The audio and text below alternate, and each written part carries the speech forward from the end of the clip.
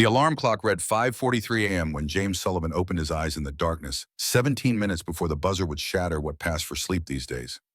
He'd learned months ago that waking before the alarm gave him those stolen moments to prepare for consciousness, to remember where he was and why the bed felt too empty, to construct the psychological armor that would carry him through another day of pretending everything was manageable for a 7-year-old who still sometimes called out for his mother in the night.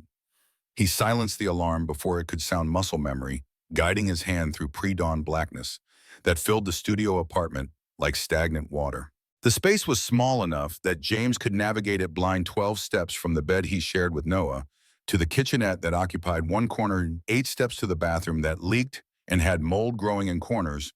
The landlord refused to acknowledge 4 steps to the window that looked out on Dorchester streets, where garbage accumulated and sirens provided constant soundtrack to urban survival. Noah slept beside him in the double bed they'd pushed against the wall, small body curled under blankets that James had bought at Goodwill 3 months ago, when the temperatures dropped and the heating in their building became theoretical rather than functional.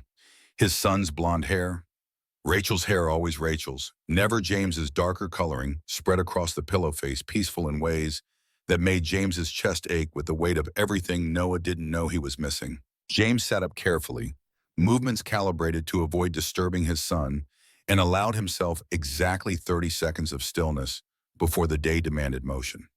Those 30 seconds were ritual, the brief window where he didn't have to perform competence or project stability or pretend that working 3 jobs to stay barely above water was sustainable long-term strategy rather than desperate short-term survival. 30 seconds. Then reality reasserted itself with the efficiency of a closing trap. He stood and walked to the bathroom, avoiding the loose floorboard that squeaked and would wake Noah, who needed every minute of sleep before Mrs. Chen arrived at 6:15 to take him for the day. The bathroom mirror showed a man who looked older than 35, exhaustion carved into features that Rachel used to call handsome, back when James had energy to care about his appearance. Brown hair that needed cutting stubble, that would have to wait for his one day off each week to shave properly, shoulders that were broader than 3 years ago because maintenance work required lifting equipment designed to test the limits of human endurance. 3 shows. That was the mathematics of survival in Boston when you were a single father with a son who needed shoes every 3 months because children grew with the relentless inevitability of weeds pushing through concrete. Mornings, James worked maintenance at Beacon Hill Cafe, 6 a.m. to 2 p.m., $14 an hour, to keep the infrastructure of a budget establishment functioning, while customers complained about coffee temperature and questioned whether the bathrooms met basic sanitation standards. Afternoons, he drove delivery routes for a logistics company that paid $13.50 per hour plus tips that materialized with the frequency of solar eclipses navigating Boston traffic that made every route feel like combat operation conducted in a vehicle that was one mechanical failure away from catastrophic breakdown. Evenings when he could secure the shifts, he picked up catering work or odd jobs, cash payments that didn't appear on tax forms and which James justified by telling himself that survival required moral flexibility about reporting requirements. $42,000 a year, gross income before taxes and Social Security, and all the other mechanisms through which the government extracted its percentage from people who could least afford the extraction. $180,000 in debt from Rachel's medical bills and the funeral costs in the 3 months when grief had made James non-functional in ways that destroyed his previous employment and consumed their savings and left them scrambling for footing that had never quite returned. The math didn't work, had never worked. Every month was triage, deciding which bills could be delayed and which creditors would actually sue versus those who just sent threatening letters that James had learned to ignore with the practiced detachment of someone who understood that worry without actionable solution was just wasted emotional energy. But Noah had food and clothes and a roof over his head, and that was what mattered. That was the only calculation that actually counted when James woke at 5:43 a.m. and built his armor and prepared to spend another day making himself invisible to people who'd never had to choose between electricity and groceries. He dressed in the uniform that Beacon Hill Cafe provided, navy blue work pants that were fraying at the seams, matching button-up shirt with the cafe logo embroidered over the heart in thread that was fading to gray work boots that were supposed to last 6 months but which James had been stretching into their 14th month of service through careful applications of duct tape and willpower. The shirt was clean because James did laundry every Sunday night without fail in the building's basement machines that charged $2 per cycle and which broke down with enough regularity that he'd learned basic appliance repair through necessity rather than choice. The kitchenette was barely functional hot plate instead of stove because the landlord had removed the actual stove after the previous tenant had started a fire mini fridge that made sounds suggesting imminent mechanical death sink with faucet that dripped constantly and which had stained the basin with rust-colored mineral deposits that no amount of scrubbing could remove. James started coffee in the machine Rachel had insisted on buying 4 years ago, when they'd still believed in futures that included luxuries like automated brewing systems, one of those single-serve pod contraptions that was environmentally irresponsible, but which James couldn't bring himself to replace because Rachel had loved her morning coffee, and sometimes keeping her ghost alive meant keeping her appliances. While the coffee brewed with the grinding mechanical sounds that probably violated noise ordinances, James checked his phone. 3 texts from his delivery company supervisor asking if he could add an extra route today because someone had called in sick and they needed coverage desperately enough to ask on a Sunday, which was technically James's one day off, except that days off were theoretical constructs when you were poor. He calculated quickly. Extra route meant 4 additional hours, roughly $60 after taxes, and Mrs. Chen had already confirmed she could keep Noah until 8 p.m. if absolutely necessary. $60 was groceries for a week if he shopped at Market Basket, instead of the closer but more expensive options if he stuck to generic brands and ignored Noah's requests for the cereals with cartoon characters that cost $3 more per box. He texted back confirmation that he'd take the shift, watched the supervisor's response materialize with gratitude that felt like exploitation disguised as appreciation, then pocketed the phone and drank his coffee, standing over the sink because sitting down to drink, it would make the morning feel less urgent, and urgency was the only thing keeping James moving most days. Through the window above the sink, Boston was transitioning from night to dawn, streetlights still glowing against sky that was shifting from black to deep blue, streaked with the orange pollution glow that characterized urban sunrise. In 6 hours, he'd be navigating those streets with packages that needed delivering to addresses that were never quite where GPS claimed they should be.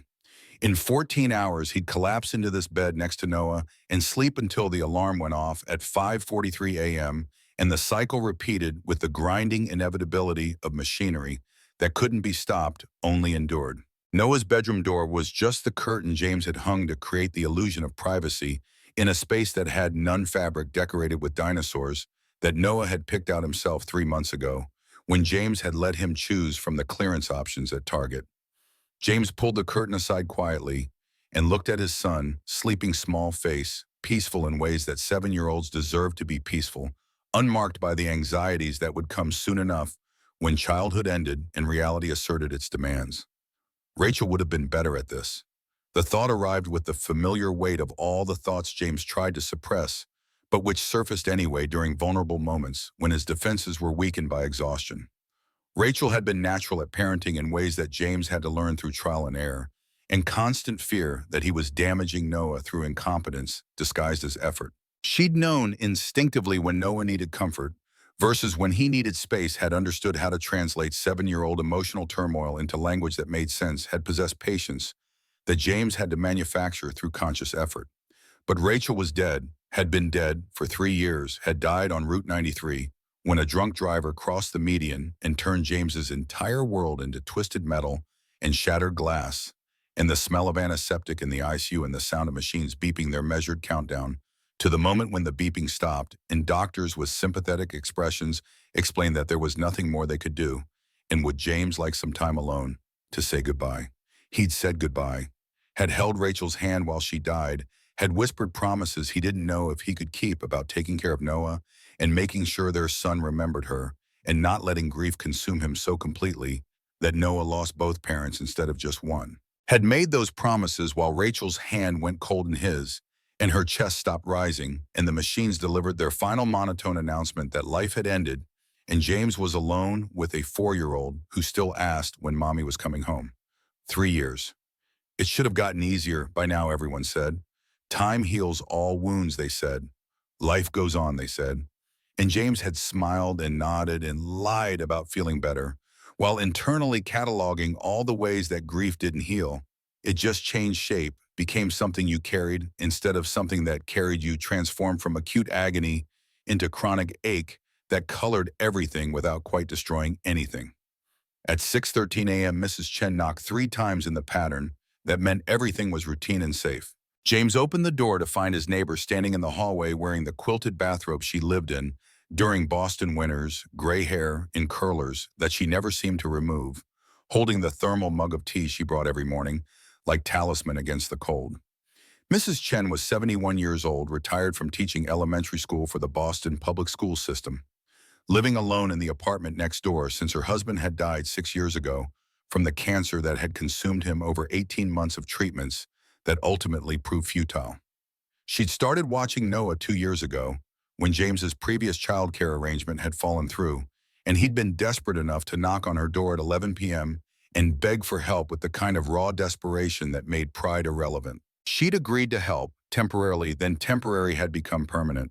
Then permanent had become family in the way that sometimes happened when geography and necessity aligned.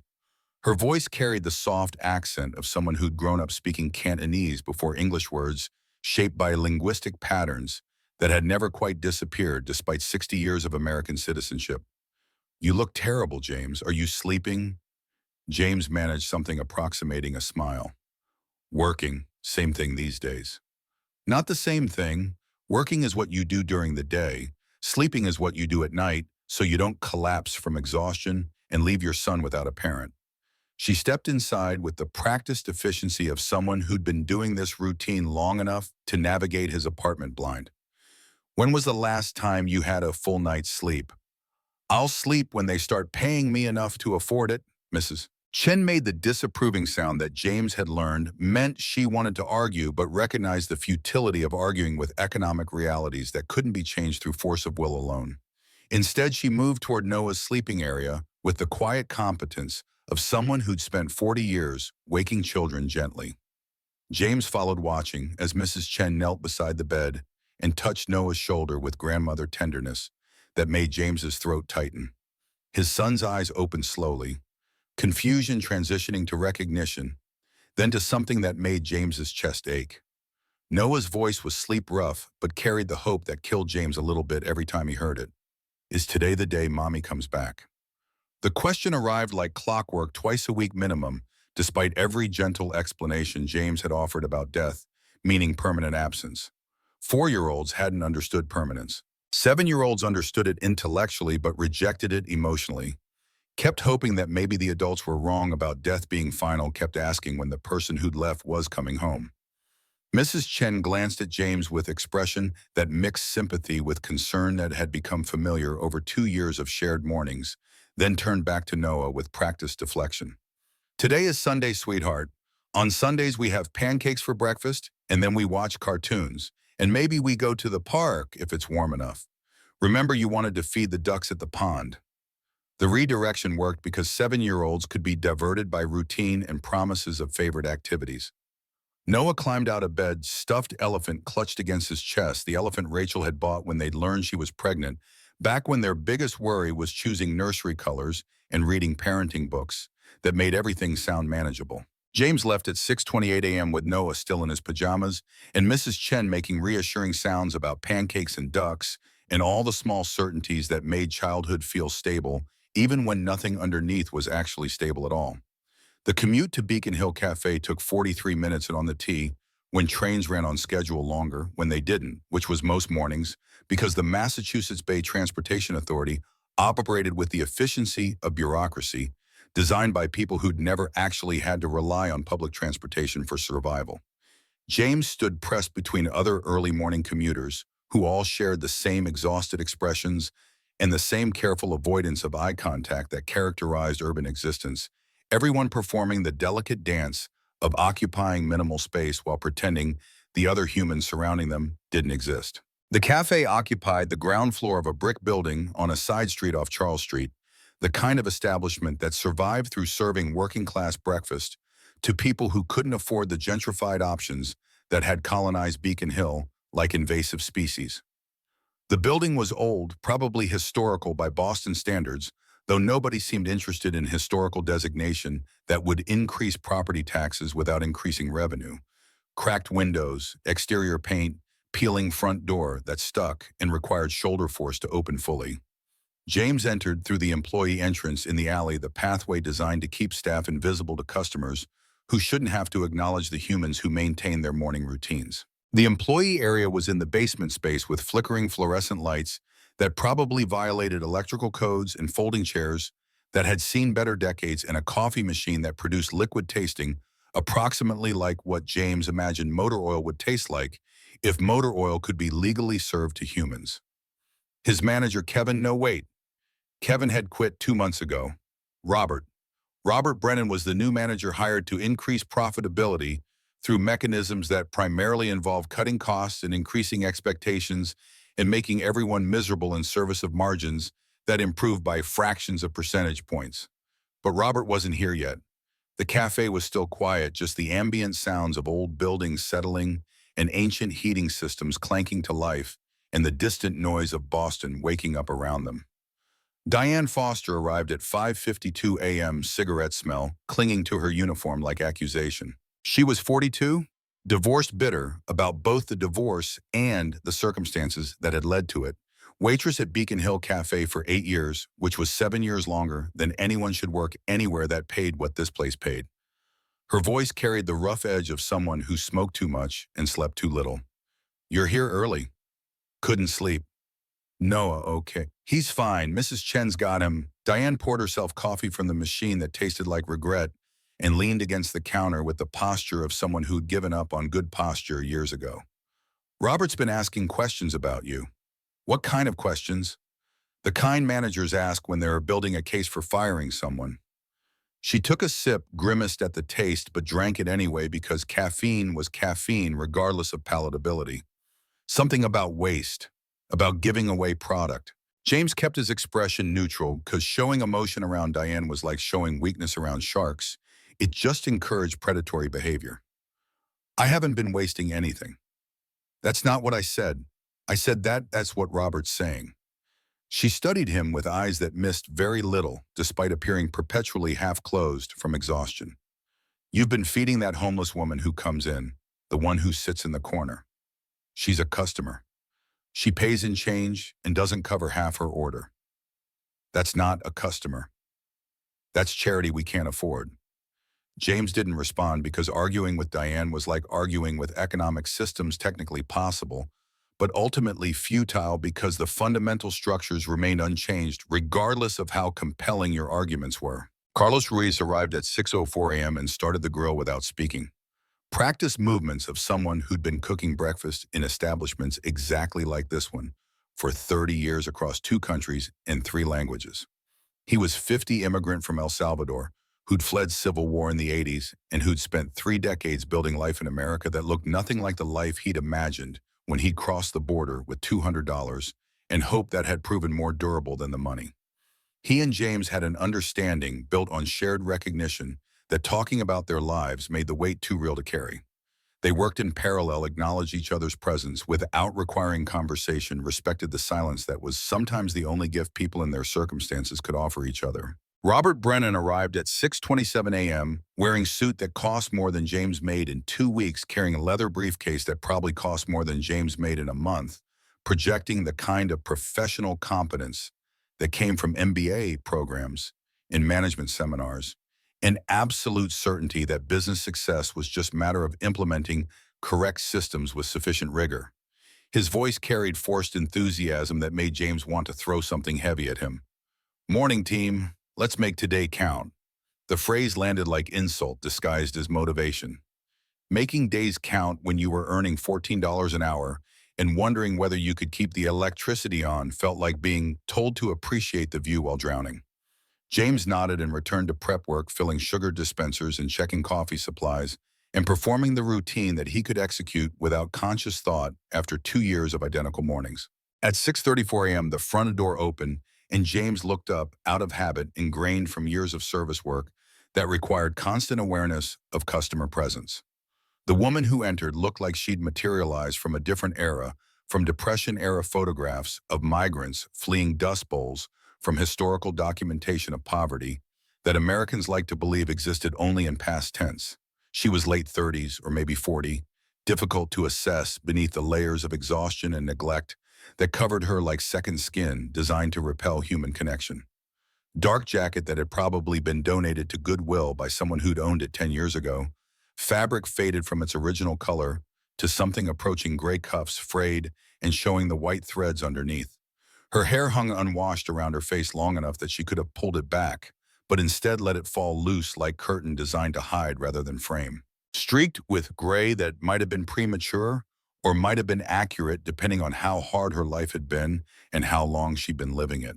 She didn't make eye contact with anyone, didn't acknowledge the other early customers who were filtering in for their morning coffee and bagels and whatever small rituals sustained them through days that probably felt as heavy as James's own days felt. Just moved directly to the back corner table by the window that looked out onto the alley where dumpsters overflowed and homeless people sometimes slept, and the reality that Beacon Hill tried to hide from its wealthier residents was on full display. James had seen her before. She'd started appearing about 2 weeks ago. Always same time somewhere between 6:30 and 6:45. Always same table, always alone. Always carrying that quality of invisibility that homeless people developed when they'd been looked through often enough that they learned to facilitate the looking through by making themselves as unobtrusive as possible. Diane leaned against the counter and watched the woman sit down, voice low enough that customers wouldn't hear, but loud enough that James definitely would. She's back. Yeah. You going to serve her? That's generally how cafes work. Diane made a sound that might have been laugh or might have been expression of disgust, hard to distinguish between the two, with Diane who seemed to find most of existence worthy of disgust. She never pays full price. Last time she gave me like $2 for a $5 order and then just sat there expecting me to accept it. Did you accept it? What was I supposed to do? Make a scene over $3, but it's stealing James. She's stealing from us. James didn't respond because engaging with Diane's sense of victimization would require energy he didn't have and would accomplish nothing except making both of them more miserable than they already were. He just grabbed a pot of coffee from the warmer and a small plate from the stack beside the prep station. He put 2 slices of bread in the toaster while the heating elements glowed red and ticked with the sound of metal expanding. When they popped up golden brown, he buttered them with practiced efficiency, born from making Noah's breakfast every morning for 7 years, then cut them into smaller pieces habit, from when Noah had been younger and needed food in manageable portions, but which James had never quite abandoned because the muscle memory was stronger than the logical need. He arranged the toast pieces on the plate, poured coffee into a ceramic mug rather than the to-go cups they usually used because something about serving homeless people in disposable containers felt like additional insult added to the injury of their circumstances, then walked toward the back corner where the woman sat staring out the window at nothing in particular. She looked up when he approached and James felt something in his chest tighten at the expression in her eyes. Exhaustion, yes. Resignation, definitely. But something else underneath, something that looked like intelligence and awareness, in the sense that this woman was fundamentally present in ways that contradicted her appearance of having checked out from regular human existence. He set the coffee and toast down without speaking, not because he was trying to be rude, but because he genuinely didn't know what to say that wouldn't sound either condescending or intrusive. Her voice was quiet when she spoke, rough from not being used frequently, but carrying undertones that suggested education and background that didn't align with her current presentation. How much? Don't worry about it. I need to pay. She reached into her jacket pocket with movements that suggested the action required more effort than it should have required, pulled out a handful of coins and placed them on the table with care that suggested each coin represented calculation and sacrifice. Quarters and dinnies and nickels and pennies arranged in small piles like she was organizing them by denomination before counting. She counted slowly, fingers trembling slightly in ways that might have been cold, or might have been something medical, or might have been just the physical manifestation of stress that came from living without adequate nutrition or shelter or safety. When she finished counting, She pushed the coins toward James with expression that mixed hope and fear in equal measure. $1.87. Not enough for both the coffee and the toast, not even close to enough if you calculated based on menu prices that charge $3 for coffee and $4 for 2 pieces of toast because Beacon Hill rents were expensive and operating costs were high and profit margins were thin. James looked at the coins for a moment, then at her. She was watching him with eyes that suggested she knew exactly how inadequate her payment was and was waiting for the rejection she'd probably experienced countless times before, waiting for him to tell her that her money wasn't enough and she needed to leave and she didn't belong in spaces where people with walls and futures gathered for their morning rituals. The words came out quiet, almost automatic. It's fine. She blinked surprise, flickering across features that had probably forgotten how to register surprise. What? It's fine, don't worry about the money.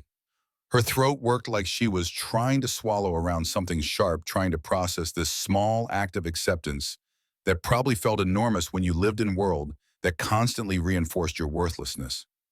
She nodded once slowly, then looked down at the plate. James walked back to the counter where Diane was watching with expression that clearly communicated her opinion about his decision-making capabilities. Her voice dripped with the condescension that Diane had perfected over 8 years of service work that had ground her down into someone who resented kindness because kindness made her feel guilty about her own lack of kindness. You know, she's never going to pay full price, right? James shrugged and poured himself coffee from the pot he'd used for the woman's cup. The coffee that was marginally better than what came out of the employee machine, but still tasted like it had been brewed with water that had passed through pipes installed when Kennedy was president. She's not bothering anyone. She's bothering me, makes the place look bad. James took a sip of coffee that was too hot and tasted metallic but which contained caffeine, and caffeine was the only thing that mattered at 6:47 in the morning when you'd woken up at 5:43 and had 14 more hours of work ahead of you. Then maybe stop looking at her. Diane made a sound of disgust but didn't continue the argument, just grabbed the coffee pot and went to refill customers who were actually paying full price and therefore deserved her attention. James turned back to look at the woman in the corner. She was drinking her coffee slowly, both hands wrapped around the mug, like she was trying to absorb its warmth through her palms. The toast sat untouched for a long moment before she finally picked up a piece and ate it with careful, deliberate movements that suggested eating might hurt or might be something she approached with caution after too many meals that hadn't stayed down. Something about the way she held herself, the way she occupied the chair, like she was trying to take up minimal space, the way she kept her eyes down and her shoulders curved inward, it all communicated a story James didn't know, but could recognize the outlines of. This was someone who'd learned to make herself small, who'd discovered that invisibility was survival strategy in a world that punished visibility. The morning shift proceeded with the grinding routine of breakfast service at a cafe that served people who couldn't afford better options. James worked the counter, made coffee, toasted bread, cleaned tables, performed all the small tasks that kept the establishment functioning while customers consumed their morning calories and complained about things that weren't worth complaining about, but which they complained about anyway because complaining was free and made them feel like they had some control over their circumstances. The woman stayed in her corner, didn't order anything else, didn't ask for refills, just sat there with her empty cup and her empty plate and her notebook that she pulled from her jacket pocket after she'd finished eating small, leather-bound thing that looked like it had survived decades of use and was barely holding together through determination rather than structural integrity. She wrote in the notebook for almost an hour, pen moving across pages in neat lines that James could see from the counter, even though he couldn't read the actual words. Her handwriting was precise despite her shaking hands, each letter formed carefully like she was trying to preserve something important that might otherwise be lost. At 8:47 a.m., she stood and walked toward the door without making eye contact with anyone. The coins she'd placed on the table remained there abandoned, like offering to gods who'd proven themselves indifferent. James walked over after she'd left and collected the coins $1.87 that he dropped into his own pocket, rather than the cash register, because putting it in the register would require explaining to Robert why he was accepting partial payment, and James didn't have energy for that conversation. Diane appeared beside him, voice carrying the judgment she seemed to specialize in delivering. "You're just encouraging her." encouraging her to what? Eat breakfast. Encouraging her to keep coming back, expecting free food. Good, I hope she does keep coming back. Diane stared at him like he'd announced he was planning to burn down the cafe for the insurance money. You're going to get yourself fired. Then I'll get fired.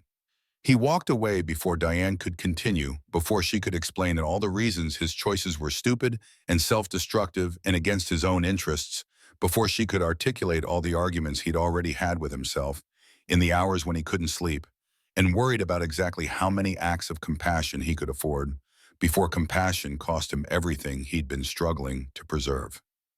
The pattern repeated itself with variations that were minimal but significant. Day 2. The woman arrived at 6:38 a.m. James brought her coffee and toast. She placed coins on the table this time, $2.14. James accepted it without comment. She ate slowly, wrote in her notebook, left without speaking. Day 3. Same time, same table. This time she only had $1.39. James brought her the food anyway. Diane made increasingly pointed comments about cafe policy and customer expectations and financial sustainability. James ignored her with practice that came from ignoring his creditor's letters. Day 4, the woman didn't come. James made the coffee and toast anyway, set it on her table, left it there even though the seat was empty. The coffee went cold. The toast got hard. He threw it away at the end of his shift, feeling oddly disappointed by her absence. Day 5. She was back, looked thinner than before if that was possible. Jacket hanging looser on frame, that suggested she wasn't eating regularly outside of whatever she managed at the cafe. She had 87 cents this time. James brought her eggs along with the coffee and toast, used his own money to pay for the eggs, told himself this was sustainable when he knew it absolutely wasn't. Carlos watched him do it, and after the woman left, pulled James aside in the kitchen where Diane couldn't hear. His voice was quiet, accented with the Spanish he'd spoken first and longer than English. You know she's homeless. Yes. I figured. So why you doing this, feeding her? James leaned against the prep counter, suddenly exhausted in ways that had nothing to do with the early hour and everything to do with trying to explain motivations he didn't fully understand himself. Because everyone's got to eat, Carlos. And if we're throwing away food at the end of every shift anyway, what's the harm in making sure someone who needs it gets it while it's still fresh? Carlos studied him with eyes that had seen enough hardship to recognize genuine compassion versus performative charity. You got a good heart, James, but good hearts don't pay rent. You be careful. I'm always careful. No, you're not. That's your problem. On day 7, she spoke to him for the first time beyond questions about price. James had brought her the usual coffee and toast, was turning to walk back to the counter when her voice stopped him. Thank you. He turned back. She was looking at him directly for the first time, really meeting his eyes instead of keeping her gaze down or away or focused on anything except human faces. You're welcome. I mean it. Thank you for... She paused, searching for words. For not making me feel like I'm asking for something I don't deserve. James didn't know how to respond to that, so he just nodded and walked away. But the words stayed with him for the rest of his shift and into the afternoon delivery route, and through the evening when he picked up Noah from Mrs. Chen's and made dinner that was just boxed mac and cheese, because he was too tired to cook anything more complicated. Noah asked him while they ate at the small table that served as their dining area and work surface, and everything else they needed a table for his 7-year-old voice carrying the curiosity that hadn't yet been beaten down by reality. Dad, why do you look sad? I'm not sad, buddy, just tired. Mrs. Chen says tired and sad look the same sometimes. Mrs. Chen's very wise. So which one are you? James looked at his son, at the blonde hair and blue eyes that were all Rachel, at the face that would grow into features James wouldn't recognize because Noah would become teenager and then adult, and James wouldn't know how to navigate that transformation when he could barely navigate breakfast service at a cafe that paid poverty wages. Little bit of both, probably. Noah seemed to accept this. Answer went back to his mac and cheese, asked if they could go to the park this weekend. James said yes, even though he was working extra delivery shifts this weekend, but he'd figure out how to make it work because Noah needed park time and fresh air and all the things that normal childhoods contained and which James's work schedule made difficult to provide. That night, lying in bed next to Noah, who'd fallen asleep clutching his elephant, James thought about the woman in the cafe.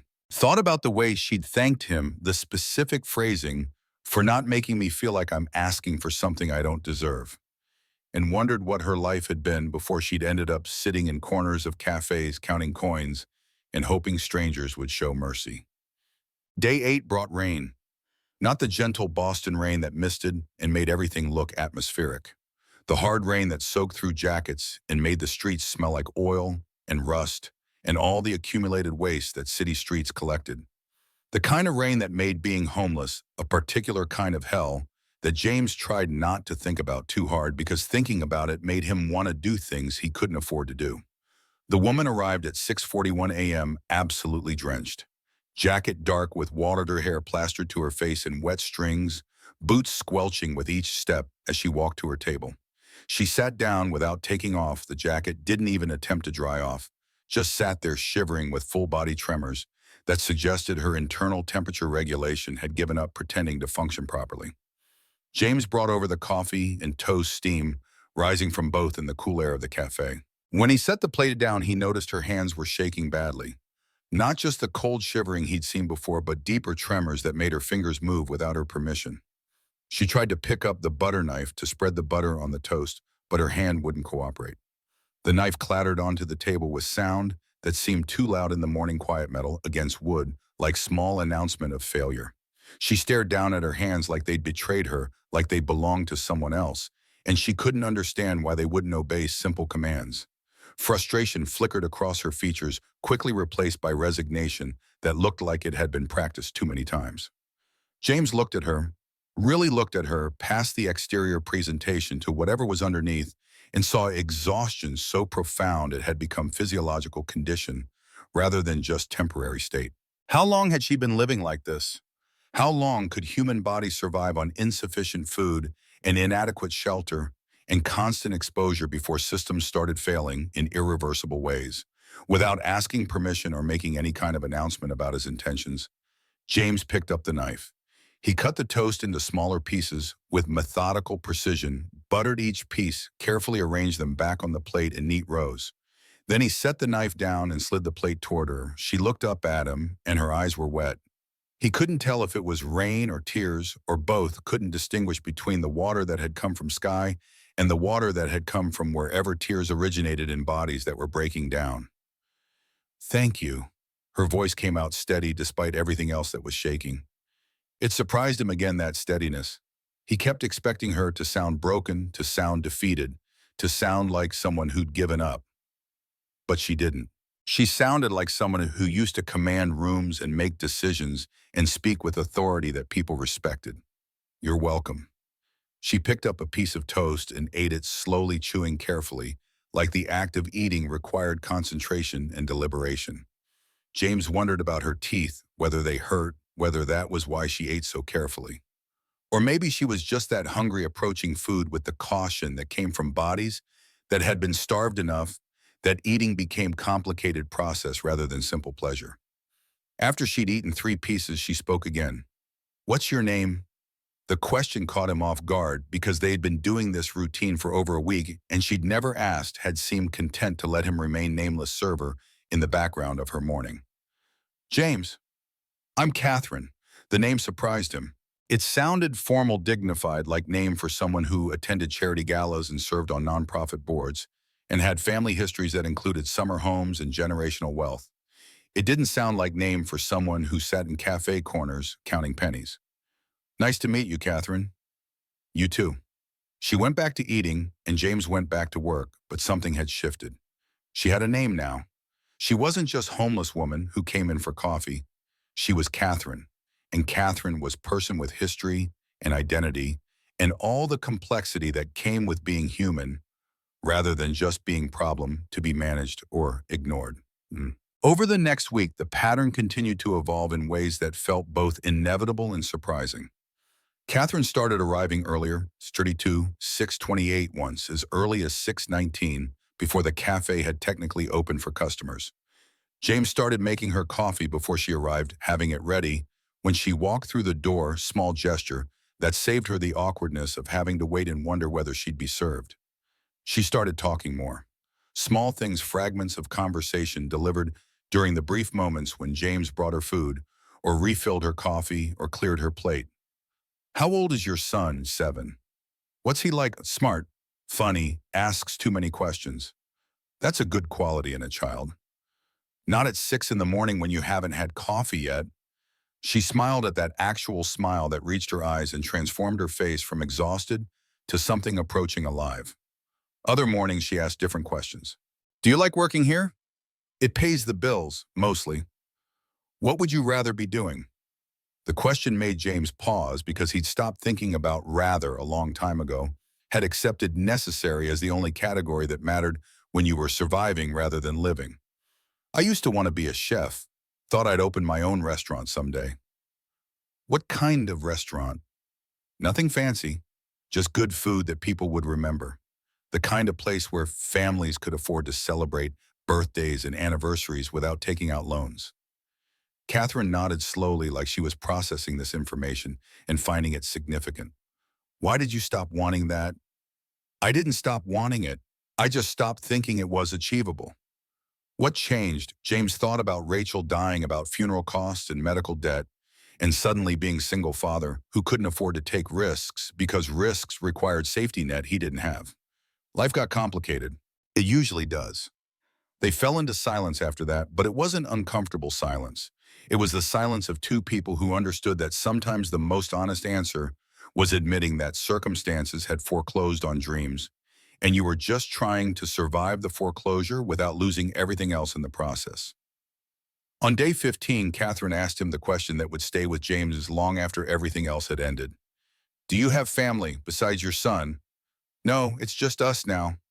His mother. James felt the familiar tightening in his chest, the physical manifestation of grief that hadn't diminished in 3 years, just changed texture. She died, car accident, 3 years ago. I'm sorry. Yeah, me too. Catherine looked at him for a long moment, and James saw something in her expression that looked like recognition, like she'd identified in him the same kind of damage she was carrying herself. Do you ever think about starting over? Starting over how? Just starting over. Different life, different circumstances, different possibilities. James laughed, but it was hollow sound without any real humor behind it.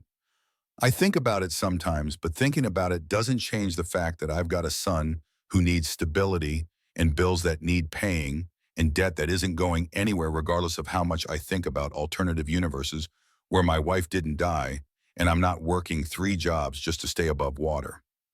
But if you could, if money and time and obligation weren't factors, would you want to start over?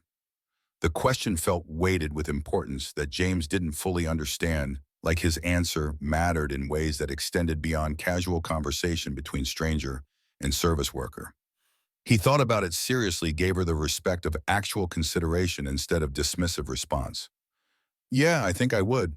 Catherine smiled, and it was the first genuine smile he'd seen from her, the kind that suggested something inside her had cracked open enough to let light through. Good, hold on to that. Why? She didn't answer, just went back to her coffee and her notebook, leaving James to wonder what she'd been asking and why his answer had seemed to satisfy something she'd been looking for. Day 18 brought Noah to the cafe. The babysitter, Mrs. Chen, reliable as sunrise until the morning she called at 5:47 a.m. with voice that sounded like death warmed over, apologized profusely while explaining that she'd caught some kind of stomach flu and absolutely could not watch Noah today, was so sorry. Hope James understood. James understood, but understanding didn't solve the problem of what to do with 7-year-old at 6 a.m. when you had to be at work by 6 and couldn't afford to miss shift, because missing shifts meant not getting paid, and not getting paid meant not eating. He brought Noah to the cafe. Noah sat at the counter with his coloring book and box of crayons that was missing half the colors because crayons disappeared with the same mysterious efficiency that socks disappeared in dryers. He was quiet, well-behaved, knew from previous experience that cafe during Dad's work hours wasn't playground, was place where he needed to be invisible and not cause problems. James felt guilty anyway. Felt guilty for bringing his 7-year-old to work. Felt guilty that this was the best childcare option available. Felt guilty that Noah was sitting on an uncomfortable stool coloring pictures of dinosaurs instead of being an actual age-appropriate environment with other children and activities designed for his developmental needs. Diane made pointed comments about workplace not being daycare. James ignored her because engaging would require energy he didn't have and wouldn't accomplish anything except making both of them more miserable. Catherine noticed. James saw her watching Noah from her corner table expression that mixed curiosity with something that looked almost like longing.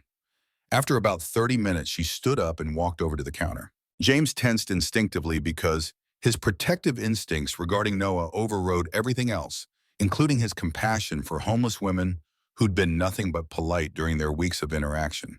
But Catherine didn't approach Noah directly. She stopped a few feet away and smiled at him, and the smile was gentle in ways that suggested someone who knew how to interact with children without making them uncomfortable. "What are you coloring?" Noah looked up shy in the way 7-year-olds were when approached by adults they didn't know. "A dinosaur." "Can I see?" Noah showed her the page. It was a T-Rex rendered in the confident but anatomically impossible style of elementary school children everywhere. Green body with purple spots and red eyes that suggested either creative license or fundamental misunderstanding of dinosaur physiology. "That's very good. You have excellent color choices." Noah beamed at the compliment in the way children beamed when adults took their work seriously. "Thank you. Do you know how to fold paper into shapes?" Noah shook his head. Catherine picked up a napkin from the dispenser and held it carefully, looking at James like she was asking permission. James nodded, curious to see where this was going. Her hands moved with deliberate precision, creating creases in the white paper with movements that suggested muscle memory rather than conscious thought. Each fold was exact, methodical building toward shape that wasn't yet apparent, but which was clearly emerging according to some internal blueprint she was following. Noah watched with fascination that made him forget to be shy, leaning forward to see better, eyes wide, with the wonder that children brought to magic tricks and unexpected kindnesses from strangers. When Catherine finished, she handed Noah a small paper crane. He stared at it like she'd just created actual magic instead of just folding paper according to ancient Japanese tradition. "Wow, how did you do that?" "It's called origami. Would you like me to teach you?" "No." Noah looked at James for permission. James nodded again, touched by the fact that his son still checked with him before accepting gifts from people he didn't know. "Yes, please." Catherine sat down next to Noah at the counter.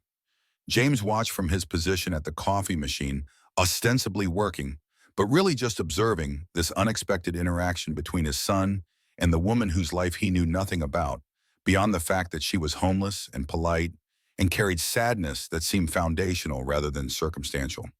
She was patient with Noah in ways that reminded James painfully of Rachel. Showed him each fold slowly, didn't get frustrated when he couldn't replicate it correctly, praised his efforts even when the results looked nothing like cranes and more like abstract representations of geometric chaos.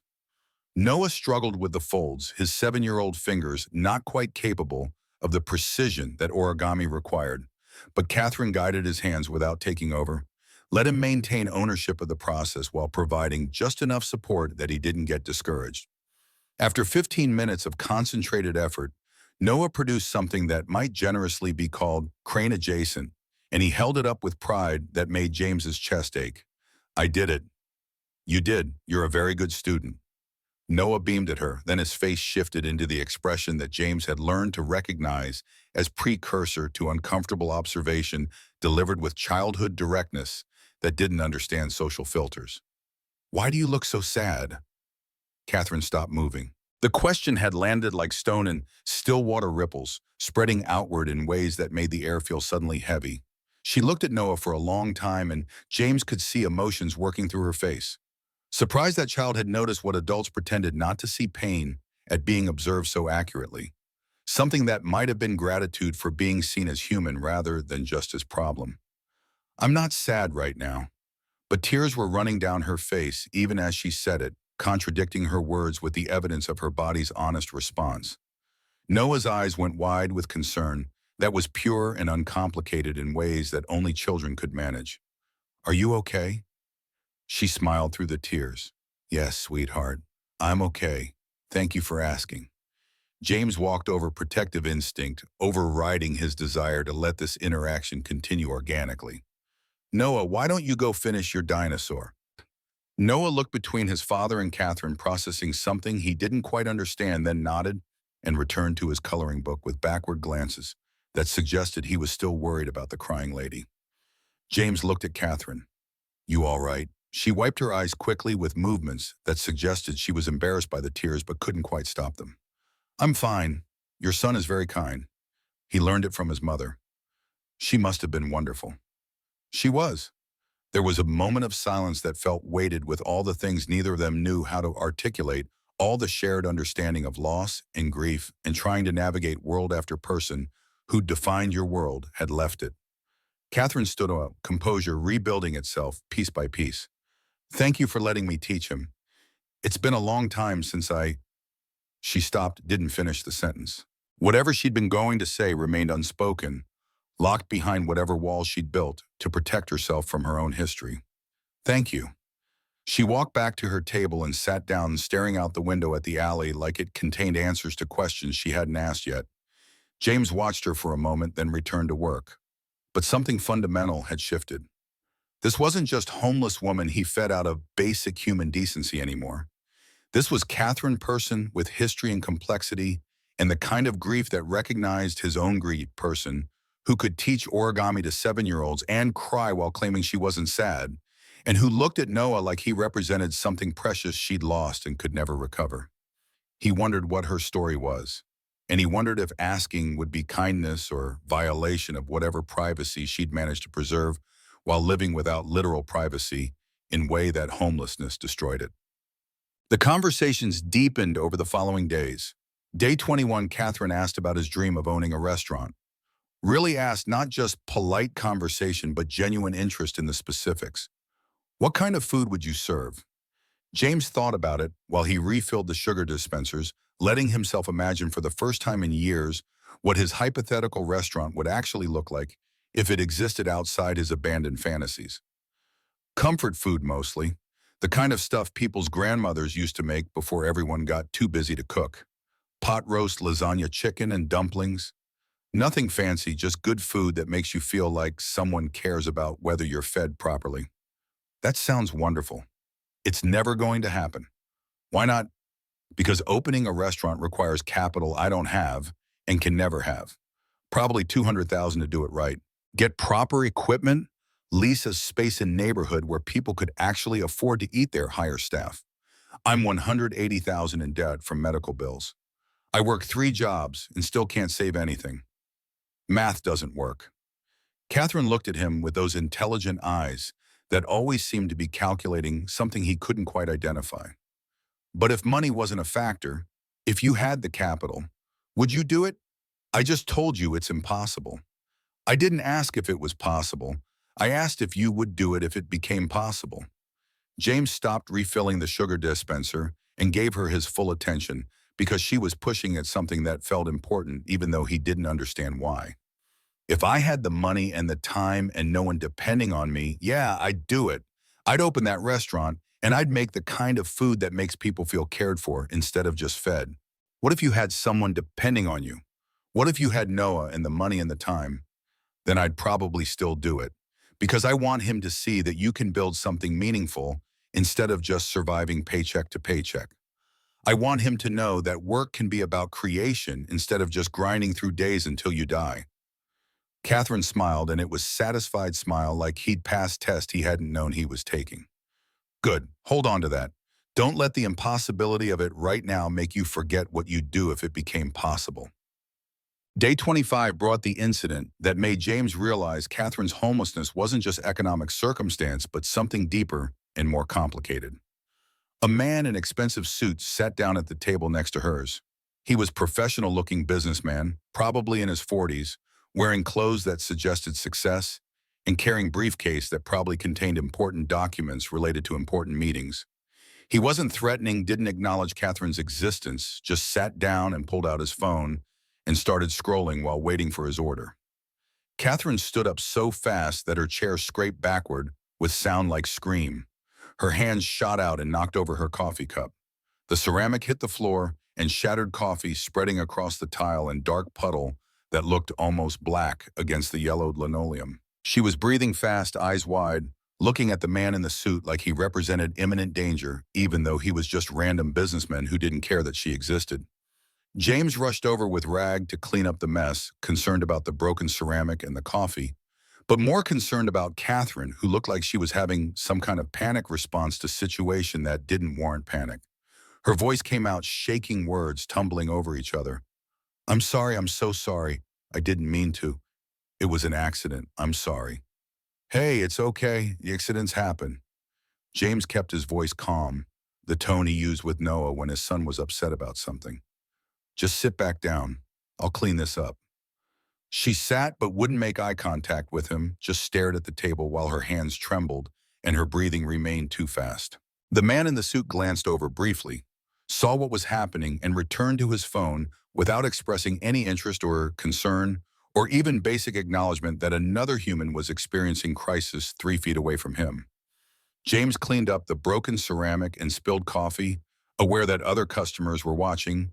Now that scene had been created, and Catherine was the center of it, and she looked like she wanted to disappear entirely. When he brought her new cup of coffee, she was crying silently. Tears running down her face, but no sound, no dramatic sobbing, just quiet evidence of internal collapse that she was trying to contain within acceptable parameters of public behavior. You okay? She shook her head but said, I'm fine. The contradiction between gesture and words was so stark, it would have been funny if it hadn't been so clearly evidence of trauma that James didn't understand. What happened? Nothing. He reminded me of someone. Someone bad? She didn't answer, just picked up her new coffee cup and held it with both hands like she needed something solid to anchor herself to physical reality. James wanted to ask more questions, but recognized that pushing would be violation of whatever trust they had been building. So he just nodded and walked away, giving her space to put herself back together in whatever way she knew how. Later that shift, after Catherine had left and James was cleaning her table, he found page from her notebook. It had been torn out and crumpled and then partially smoothed, like she'd discarded it and then changed her mind, but hadn't quite succeeded in either discarding or preserving it. The handwriting was hers, neat, cramped, filling every available space with words that looked like they'd been written under pressure. Day 247, the experiment continues, still invisible to almost everyone. The chef asked if I was okay today after I panicked. First time in 8 months someone has asked that question and meant it. I almost told him everything. Almost ended this entire thing right there. But I didn't, because I need to know if the kindness is real or if it's performance. I need to know if people can still see each other when there's nothing to gain from seeing. James stared at the page for a long time, trying to understand what he was reading. Experiment. Day 247, chef, that was him, she was talking about him. But experiment in what? What was she testing and why? He folded the page and put it in his pocket, didn't throw it away because it felt wrong to throw away something that was clearly important, even though he didn't understand its importance. That night, lying in bed next to Noah, James pulled out the page and read it again. Tried to make sense of the words and failed. Experiment. Invisible. 8 months. How long had Catherine been homeless? How long had she been doing whatever this experiment was? And what did it mean that she was testing whether his kindness was real versus performance? He fell asleep still thinking about it, dreams mixing memory with speculation. Rachel's face blending with Catherine's face, blending with the faces of all the people James had failed to help because helping cost more than he could afford. Day 28 brought the question that would haunt James for the rest of his life. Catherine asked it while he was clearing her table, casual in delivery, but carrying weight that made the air feel suddenly heavy. Do you ever think about kindness, about whether it's worth anything? James stopped wiping the table and looked at her. What do you mean? I mean, do you ever calculate the cost before you help someone? Do you weigh what you're giving against it, what you might get back? James thought about it honestly because she'd asked honestly and deserved honest answer. I guess I don't think about it much. I just do what feels right. That's what I thought. She looked at him with expression that mixed sadness with something that might have been admiration. Most people calculate. They do math before they do good. They weigh the cost and the benefit, and they decide whether helping is worth the investment. She paused, seemed to be building towards something important. You don't do that. You just see people who need help, and you help them. Like it's the most natural thing in the world. Like kindness doesn't require justification or cost-benefit analysis. James didn't know how to respond, so he just kept wiping the table, uncomfortable with being observed so closely and accurately.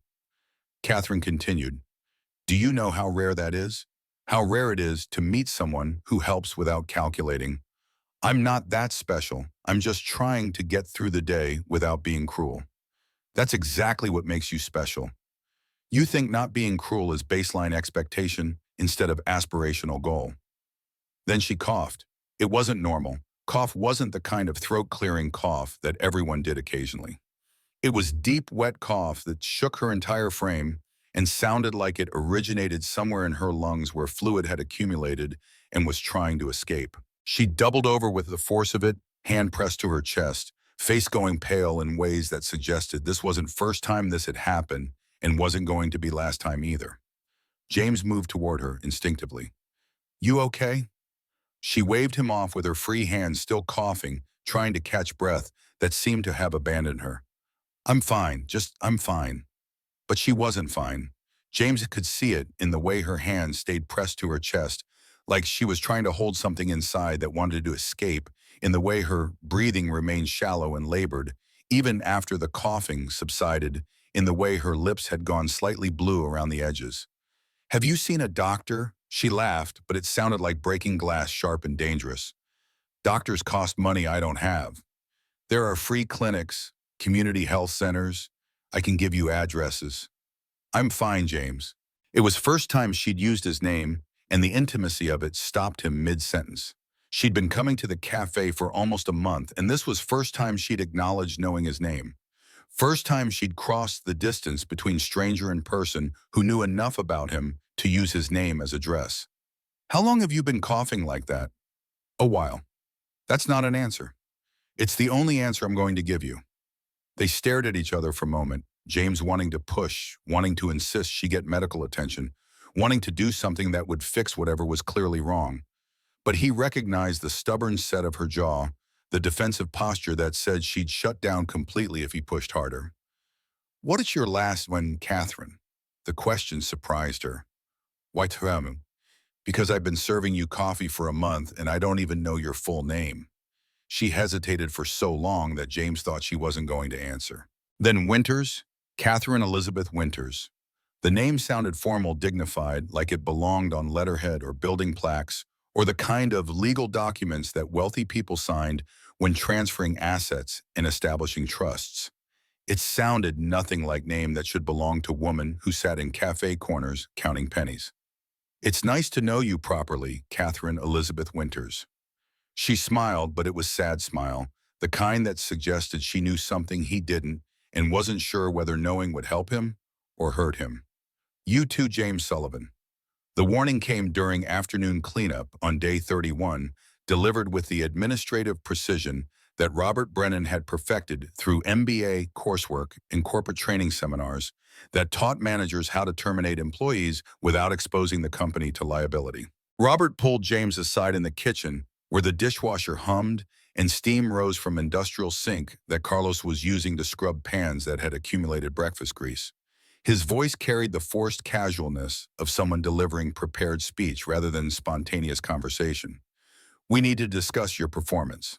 James kept wiping down the prep counter, not because it needed additional cleaning, but because looking at Robert directly would make this conversation feel more real than James wanted it to feel. "What about it?" "I've been reviewing our inventory reports.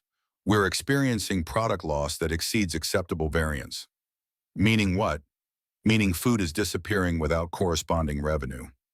Robert leaned against the counter with posture that suggested he'd rehearsed this positioning, arms crossed in ways that management books probably described as projecting authority. "Specifically coffee and toast. Every morning for the past month." James set down the rag and finally looked at Robert directly. "You're talking about Catherine." "I'm talking about unauthorized distribution of cafe property to non-paying customers." "She pays what she can." "Partial payment isn't payment. It's charity we can't afford to provide." Robert's expression didn't change, but something in his voice hardened. "I'm giving you official warning. Stop giving away product or face disciplinary action up to and including termination." "She's hungry. I'm feeding her." "That's not complicated. It's theft from the business." It's compassion for another human being. Robert straightened, clearly frustrated that James wasn't responding to the warning with appropriate deference and concern. This isn't debate about philosophy. This is workplace policy. You either comply or you face consequences. Carlos had stopped washing dishes, was listening without pretending not to listen. His expression unreadable, but his attention fully focused on the conversation happening 3 feet away. James felt something cold settle in his chest, the recognition that this confrontation had been inevitable from the moment he'd first brought Catherine coffee without charging full price. What kind of consequences? The kind that involve you looking for new employment, for feeding someone who's starving, for violating cafe policy repeatedly despite being told it's unacceptable. Robert pulled out his phone and showed James a screen displaying inventory spreadsheets with numbers highlighted in red. We've lost approximately $90 in product over the past month. That's $90 in profit that should have gone to keeping this establishment operational. Instead, it went to enabling someone who should be seeking assistance from appropriate social services. Appropriate social services that don't exist or don't have capacity or require paperwork that homeless people can't provide because they don't have addresses or identification or any of the bureaucratic requirements that make accessing help impossible. That's not our problem to solve. James stared at Robert and saw a man who'd never had to make impossible choices, who'd never understood that sometimes the difference between surviving and not surviving is whether strangers showed basic human decency. It's not your problem because you've never been the person who needed help. This conversation is over. Stop giving away product or you're fired. Those are your options. Robert walked away and James stood in the kitchen feeling the weight of the choice settling onto shoulders that were already carrying more weight than they could sustain. Carlos resumed washing dishes, but spoke quietly without looking at James. You gonna do what he says? I don't know. You know what happens if you don't? Yeah, I know. That night, James lay awake next to Noah trying to calculate mathematics that didn't have solutions that worked. Stop feeding Catherine meant keeping his job, which meant keeping the apartment, which meant Noah had stability and food and all the things children needed. But it also meant becoming the kind of person who looked at someone who was starving and decided that his own comfort mattered more than her survival.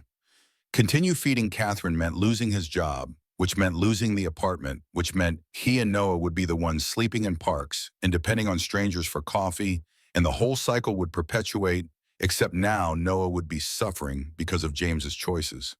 There was no right answer. There was only choosing which kind of wrong he could live with. The health inspector arrived on day 34 at 10:47 a.m. Middle-aged woman with clipboard and expression, suggesting she'd seen every health code violation imaginable and expected to see them again today.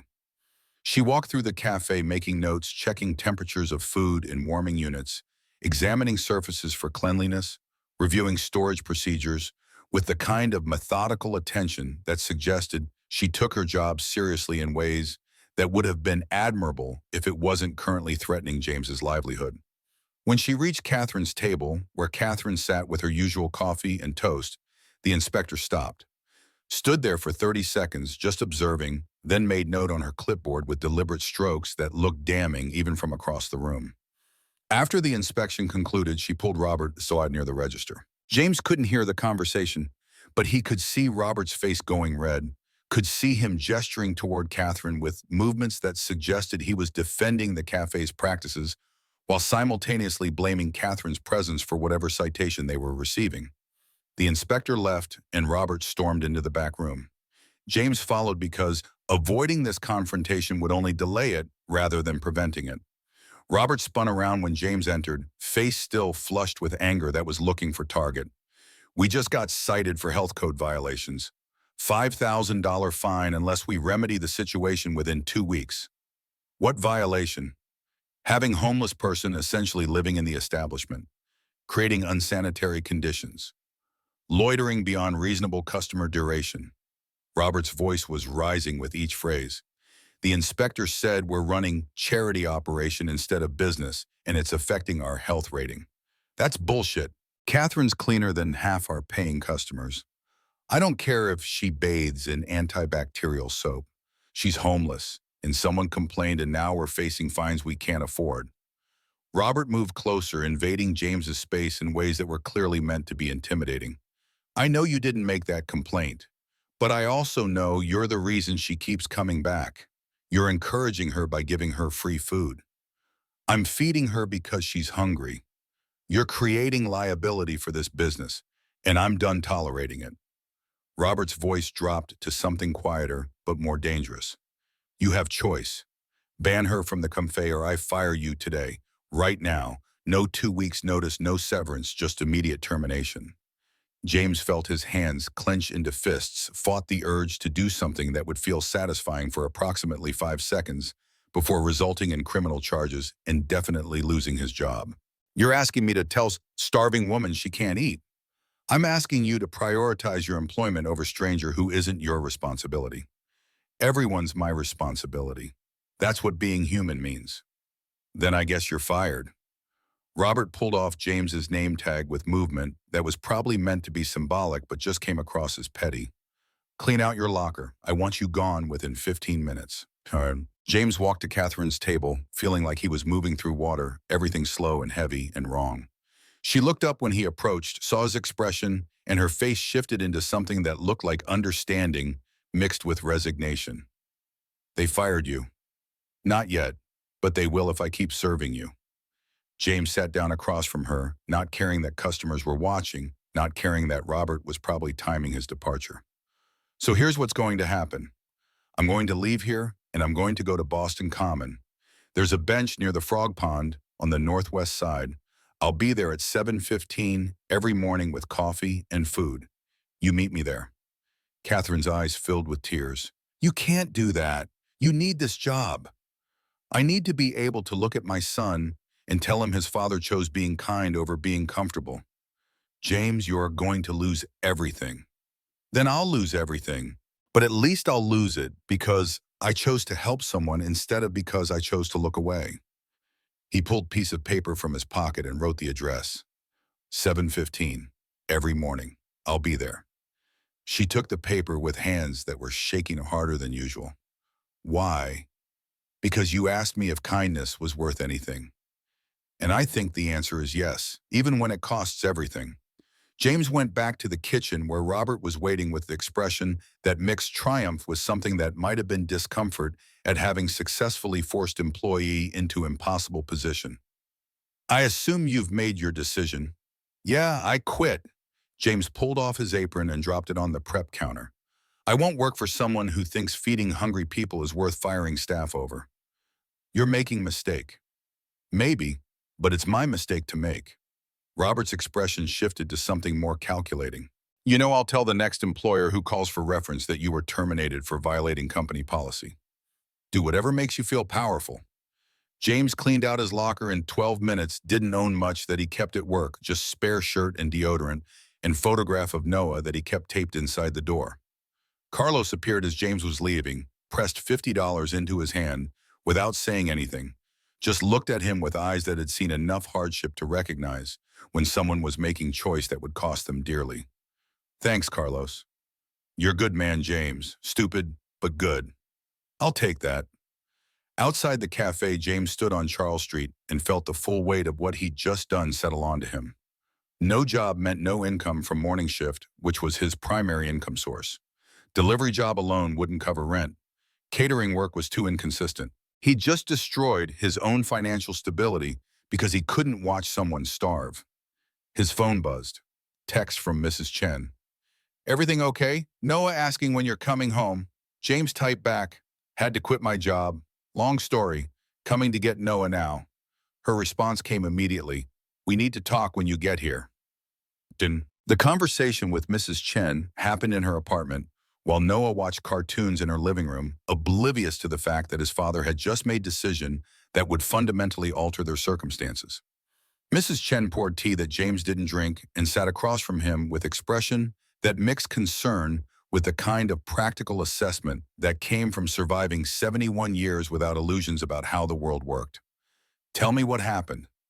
James explained the whole situation, Catherine the coffee and toast, Robert's ultimatum, the health inspector, the choice between employment and compassion. Mrs. Chen listened without interrupting, just nodded occasionally while her tea cooled in the cup. She wasn't drinking either. When he finished, she was quiet for a long moment before speaking. You did right thing, but right thing is going to hurt. I know. You have money saved. Not enough, maybe 2 months' rent if I'm careful. Well, and then what? James didn't have answer because he didn't know what came after 2 months. Eviction, probably. Living out of his truck with Noah until someone called Child Protective Services and took his son away because he couldn't provide stable housing. Mrs. Chen reached across the table and took his hand with gentleness that made James's throat tighten. You stay here until you figure this out. You and Noah, I have spare room. It's not much, but it's better than nothing. I can't ask you to do that. You didn't ask, I'm offering. Her grip on his hand tightened. You helped that woman because she needed help. Now I help you because you need help. That's how this works when people still know how to be human to each other. James felt tears burning behind his eyes, fought them back because crying in Mrs. Chen's kitchen while Noah watched TV in the next room felt like losing control he couldn't afford to lose. Thank you. Don't thank me. Just find new job fast so I don't have to live with 7-year-old energy all day every day. The next morning, James went to Boston Common at 7:15 a.m. with thermos of coffee and bag containing eggs and toast and fruit he'd bought with some of Carlos's $50. The bench near the frog pond was empty. He sat down and waited. Catherine arrived at 7:23, walking across the grass with the careful steps of someone who was conserving energy for longer journey ahead. She sat down next to him without speaking, and James poured her coffee into the thermos cap that doubled his cup. You really quit your job. I really did. That was stupid. Probably, but I meant what I said. About choosing kindness over comfort. They sat in silence while Catherine drank her coffee and ate the breakfast James had brought both of them, watching early morning joggers and dog walkers and all the people whose lives continued with the oblivious momentum of those who'd never had to question whether they'd eat today. After she finished eating, Catherine spoke quietly. Do you regret it? Ask me again in 2 months when I can't pay rent. She smiled, but it was a sad smile. I'm sorry I cost you your job. You didn't cost me anything. I made choice. Robert made choice. Those are different things. For 2 weeks, James met Catherine at the bench every morning, brought her food purchased with money he couldn't afford to spend, but spent anyway because the alternative was watching her starve. They talked more during those 2 weeks than they had during an entire month at the cafe conversations that ranged from Noah's progress in school to Rachel's death to Catherine's questions about what James would do if he ever got the chance to open his restaurant. She never talked about herself, never explained how she'd ended up homeless, or what her life had been before, or why a woman with a name like Catherine Elizabeth Winters was sitting on park benches accepting charity from unemployed cafe workers. Then on day 15, she didn't come. James waited at the bench from 7:15 until 8:30, coffee, growing cold in the thermos, food remaining untouched. She didn't show, and he felt worry beginning to coil in his chest like something alive and dangerous. Day 16, same thing. Empty bench, cold coffee, growing panic. Day 17, James started searching.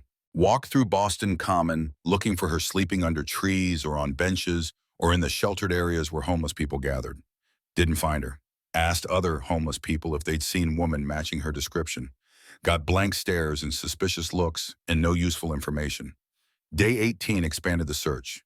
Walked through downtown Boston, checking doorways and alleys and the subway stations where people slept when the weather got too cold for outdoor sleeping. Nothing. Day 19. James went back to Beacon Hill Cafe.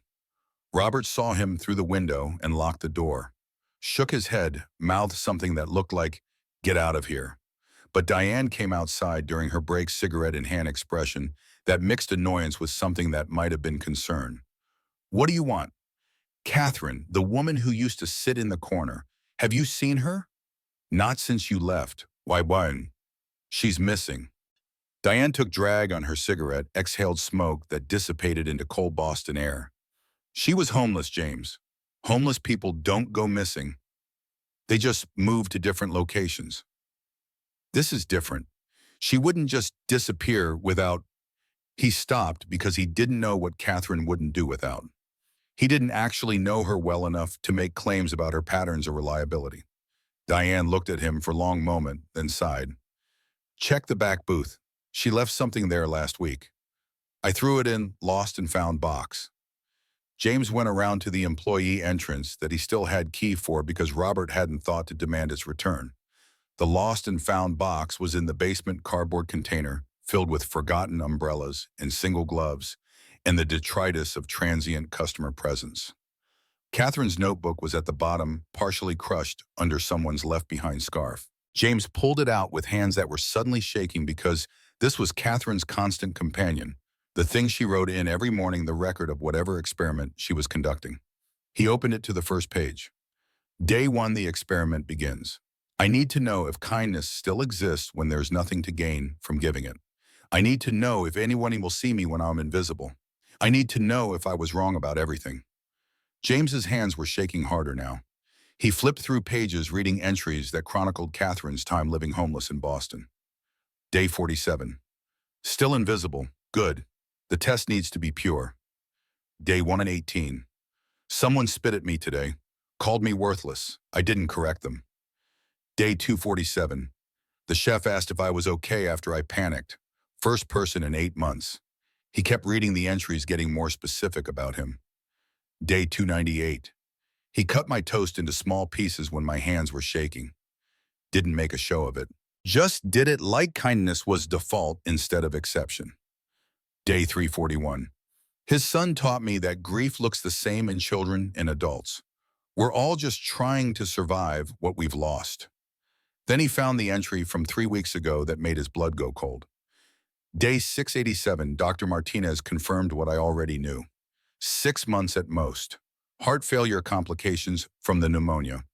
I never treated malnutrition, all the accumulated damage from choosing to live like this. She asked if I wanted to stop the experiment, get treatment, maybe extend the timeline. I said no. I found what I was looking for. I found someone who sees people. That's enough. James stared at the words. 6 months, heart failure. She was dying and she'd known she was dying, and she'd chosen to keep living on the streets instead of getting treatment because her experiment was more important than her life. He flipped to the last entry dated 5 days ago.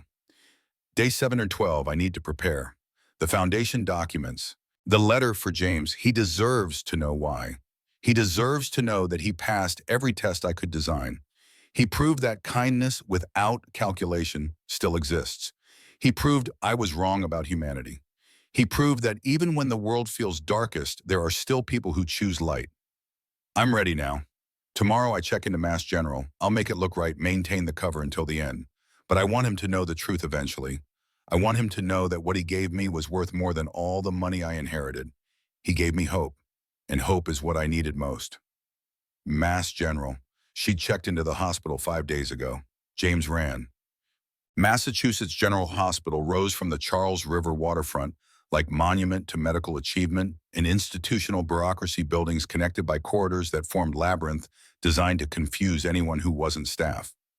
James arrived at emergency department entrance at 10:47 a.m., out of breath from running half-mile from nearest T-station, and approached the registration desk with desperation that probably looked concerning to the security guard watching from corner. The woman at the desk looked up with practiced professional neutrality. "Can I help you?" "I'm looking for patient Catherine Winters. She would have checked in about 5 days ago." The woman typed on her computer, frowned. "I don't have anyone by that name in our current census." She might have used different name, or maybe she came in as Jane Doe. Homeless woman, late 30s, dark hair, probably came in with heart failure or pneumonia. More typing, more frowning. "I'm sorry, I'm not finding anyone matching that description in emergency admits." James felt panic rising in his chest. The notebook said Mass General. She'd written it specifically. "Can you check other departments? Maybe she went straight to cardiac unit." "Sir, I can't give out patient information without proper authorization. If you're not family." "I'm all she has. Please. She's dying and she's alone, and I just need to know if she's here." The woman looked at him for a long moment, making calculations about whether to bend rules for desperate man who might be legitimate concern or might be stalker. Something in his expression must have convinced her because she picked up phone and spoke quietly to someone on the other end. After 2 minutes of muted conversation, she hung up and looked at James with expression that had shifted from professional neutrality to something closer to sympathy. We have Jane Doe in cardiac ICU who matches your description. She checked herself in 5 days ago with advanced heart failure. But I need to warn you her condition is critical. Can I see her? Are you family? James didn't hesitate. I'm her husband. The lie came out smooth automatic, the kind of lie that was technically wrong, but felt morally justified when the alternative was being denied access to someone who needed him. The woman made note on a visitor pass and handed it to him. Cardiac ICU, 5th floor, West Wing, room 504. James took the elevator up, watched the floor numbers tick higher while his heart hammered against his ribs. 5th floor arrived with chime that sounded too cheerful for environment filled with people who were dying. The cardiac ICU was hushed space where machines beeped with measured rhythms and nurses moved with quiet efficiency, and everything felt suspended between life and death in ways that made James's skin crawl, with memories of the last time he'd been in hospital, watching someone he cared about die. Room 504 was at the end of the corridor door, partially open. James pushed it wider and stepped inside. Catherine lay in the hospital bed connected to machines that monitored her heart rate and oxygen levels and all the other metrics that quantified how close to death she was at any given moment. IV in her arm, delivering medications that were probably keeping her alive, but couldn't ultimately save her. Face pale against white pillow's hair spread around her head in a way that made her look younger and more vulnerable than she'd ever looked sitting in cafe corners. Her eyes were closed, but they opened when James entered, focused on him with clarity that suggested whatever was failing in her body hadn't yet touched her mind. Her voice came out hoarse, damaged by whatever was destroying her from inside. You found me. You left your notebook. I read it. James moved to the chair beside her bed, sat down heavily. You've been running an experiment, testing whether people would help you when you were homeless. Yes. For almost 2 years. Yes. Why? Catherine's eyes filled with tears that spilled down her cheeks, leaving wet tracks on skin that looked too thin. Because I needed to know if I was wrong, about everything. Wrong about what? She took shaky breath, clearly gathering strength for explanation that required more energy than she currently possessed. 2 years ago, my parents died in car accident. Drunk driver exactly like your wife. I inherited everything mansion company stocks, 900 million in assets. And my fiance, Preston, who I'd been with for 6 years, left me 3 weeks after the funeral. James felt his chest tighten at the parallel drunk drivers destroying families. Grief that couldn't be processed before the next trauma arrived. Catherine continued, voice getting weaker with each sentence. He told me he'd love the life we had together. Not me. That I was too broken now to be the person he'd fallen in love with. That he couldn't handle being with someone who was grieving so hard she couldn't function in social situations anymore. I'm sorry. I fell into depression so deep I couldn't see anything except darkness. Tried to kill myself twice. Failed both times. Finally got therapy that helped me understand I needed radical perspective shift. Her breathing was getting more labored, words coming in shorter bursts. My therapist suggested I try experiencing the world from the bottom. See what it was like to have nothing. Test whether people were inherently good or inherently selfish. So you became homeless deliberately. I gave away everything except 900 million that I put in trust. Bought clothes from Goodwill. Stopped washing my hair. Started living on streets. She smiled, but it was bitter expression. For 8 months, hundreds of people saw me every day. None of them saw me. They looked right through me like I was furniture. Like I didn't exist as human being worth acknowledging. Until the cafe. Until you. Catherine's hand reached out weakly, and James took it, her skin cold and papery against his palm. You were the first person in 8 months who treated me like I mattered. Who brought me coffee without being asked. Who cut my toast when my hands were shaking. Who let your son talk to me like I was person worth knowing. James felt tears burning in his own eyes now. You should have told me. You should have gotten treatment. I couldn't tell you because I needed to know if the kindness was real. If you were helping because I was human in need, not because I was Catherine Winters, the heiress. She coughed, and it was wet, rattling sound that made the heart monitor beep faster. And I couldn't get treatment because I deserved to die like this. I deserved to experience what poverty actually costs. I deserve to understand what happens when you fall through the cracks of a society that only values you when you have money. That's not you don't deserve to die. Maybe not, but I'm dying anyway. Her grip on his hand tightened slightly. I'm glad you came. I have something for you. She gestured weakly toward the bedside table where white envelopes sat sealed with red wax that looked absurdly formal in the sterile hospital environment. Don't open it until after I'm gone. It explains everything, and it gives you what you need to start over. Catherine, promise me you won't open it until I'm dead. Promise me. James promised because what else could he do when someone was dying and asking for simple assurance? They sat in silence while machines beeped and Catherine's breathing got progressively more labored. Nurses came and went, adjusting medications and checking vitals and maintaining the machinery that was keeping her alive for however many hours or days remained. At 3:47 p.m., the monitor started alarming. Nurses rushed in, began working on Catherine with practiced urgency that suggested they did this every day, but which didn't make it any less traumatic to witness. Chest compressions, defibrillator, medications pushed through IV lines. James was pushed into the hallway, stood outside the door watching through window as they fought to restart heart that had finally given up the struggle. The monitor flatline, the high-pitched tone that signaled death, time of death, p.m. James slid down the wall until he was sitting on the floor, head in his hands, crying for a woman he'd known for 2 months but who'd somehow become important enough that her death felt like losing piece of himself.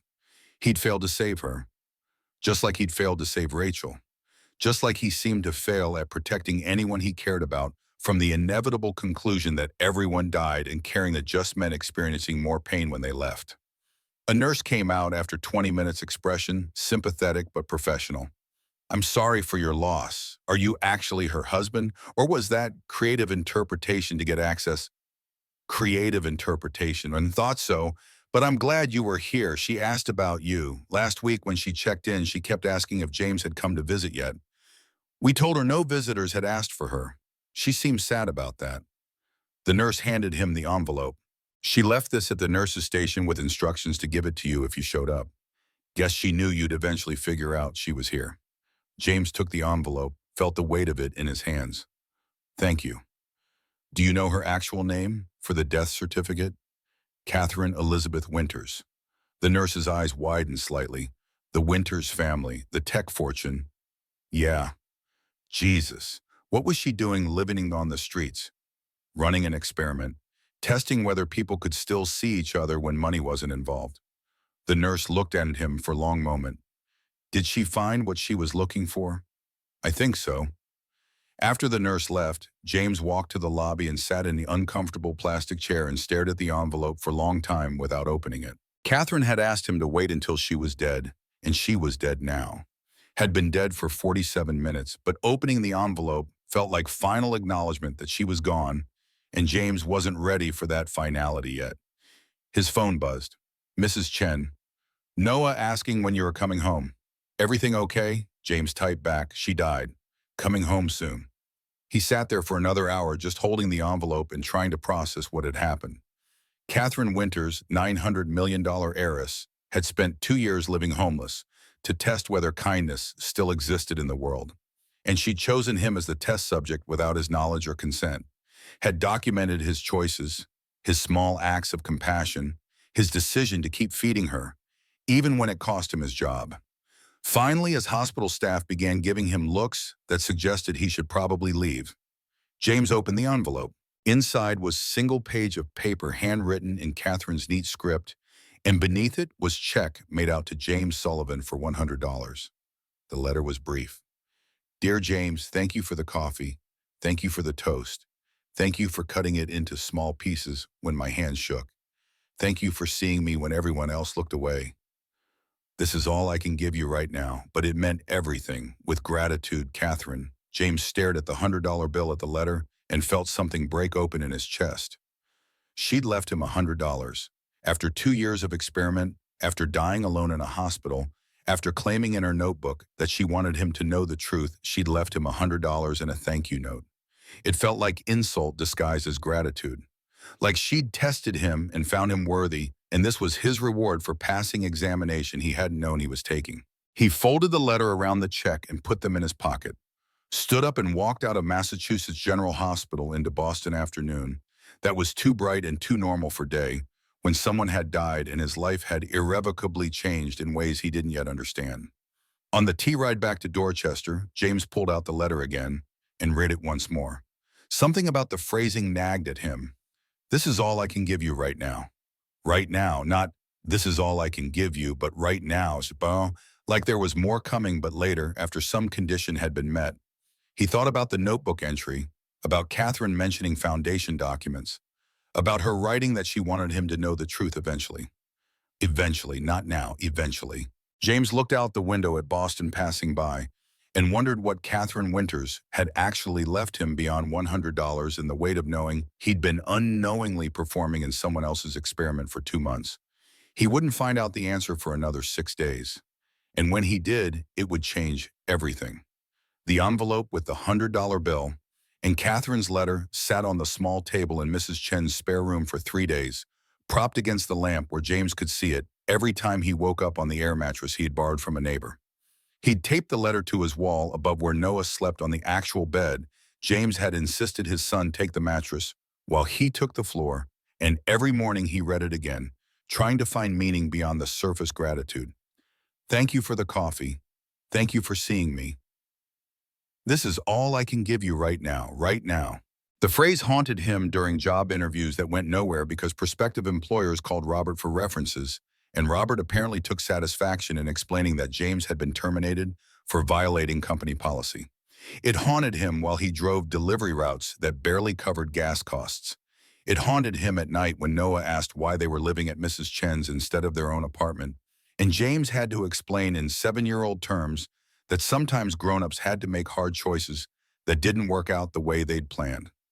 On the 4th day after Catherine's death, James framed the $100 bill alongside the letter in a cheap frame from CVS, put it on the narrow dresser Mrs. Chen had cleared for his use, looked at it and tried to feel grateful instead of angry, tried to accept that this was Catherine's way of saying his kindness had mattered, even if the material acknowledgement of that kindness was less than what he'd lost helping her. On the morning of the 7th day, Mrs. Chen knocked on the door at 6:47 a.m.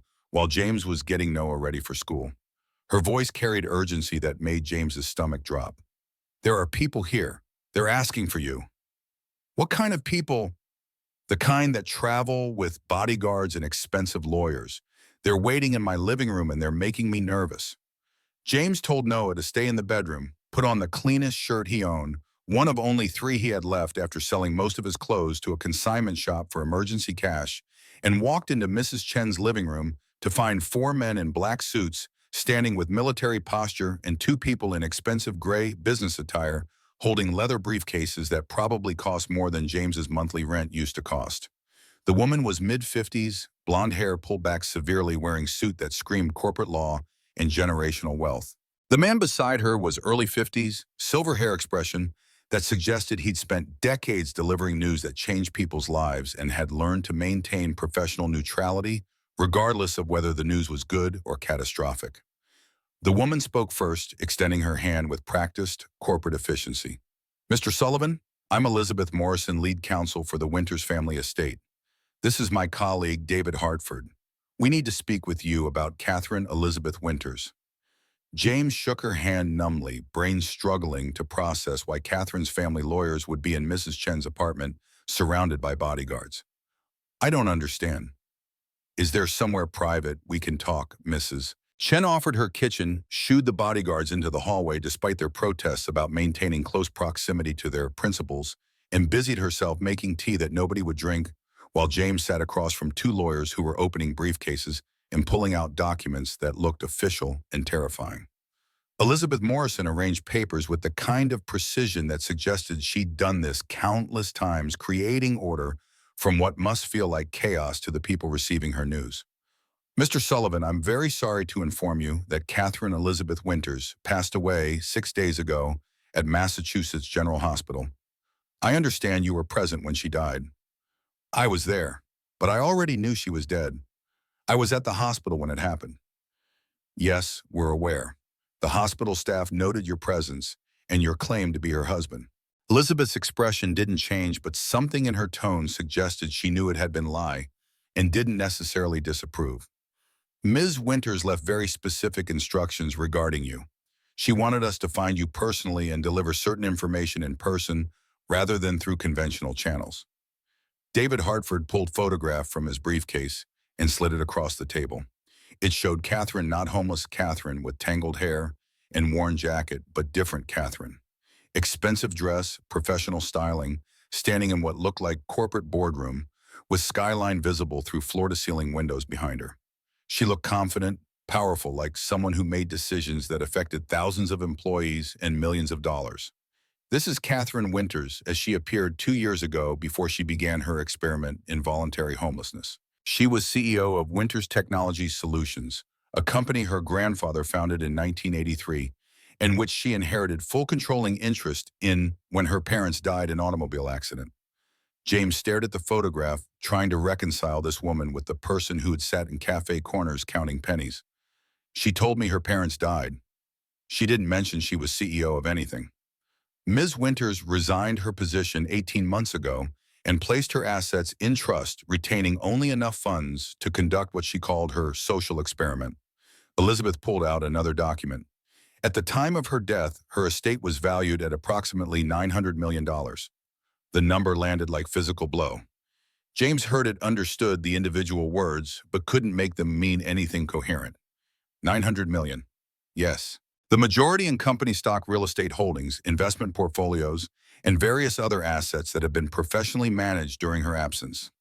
Elizabeth's voice remained steady, delivering information like she was reading quarterly earnings instead of describing wealth that was incomprehensible to someone who'd recently been counting coins to buy Noah's school supplies.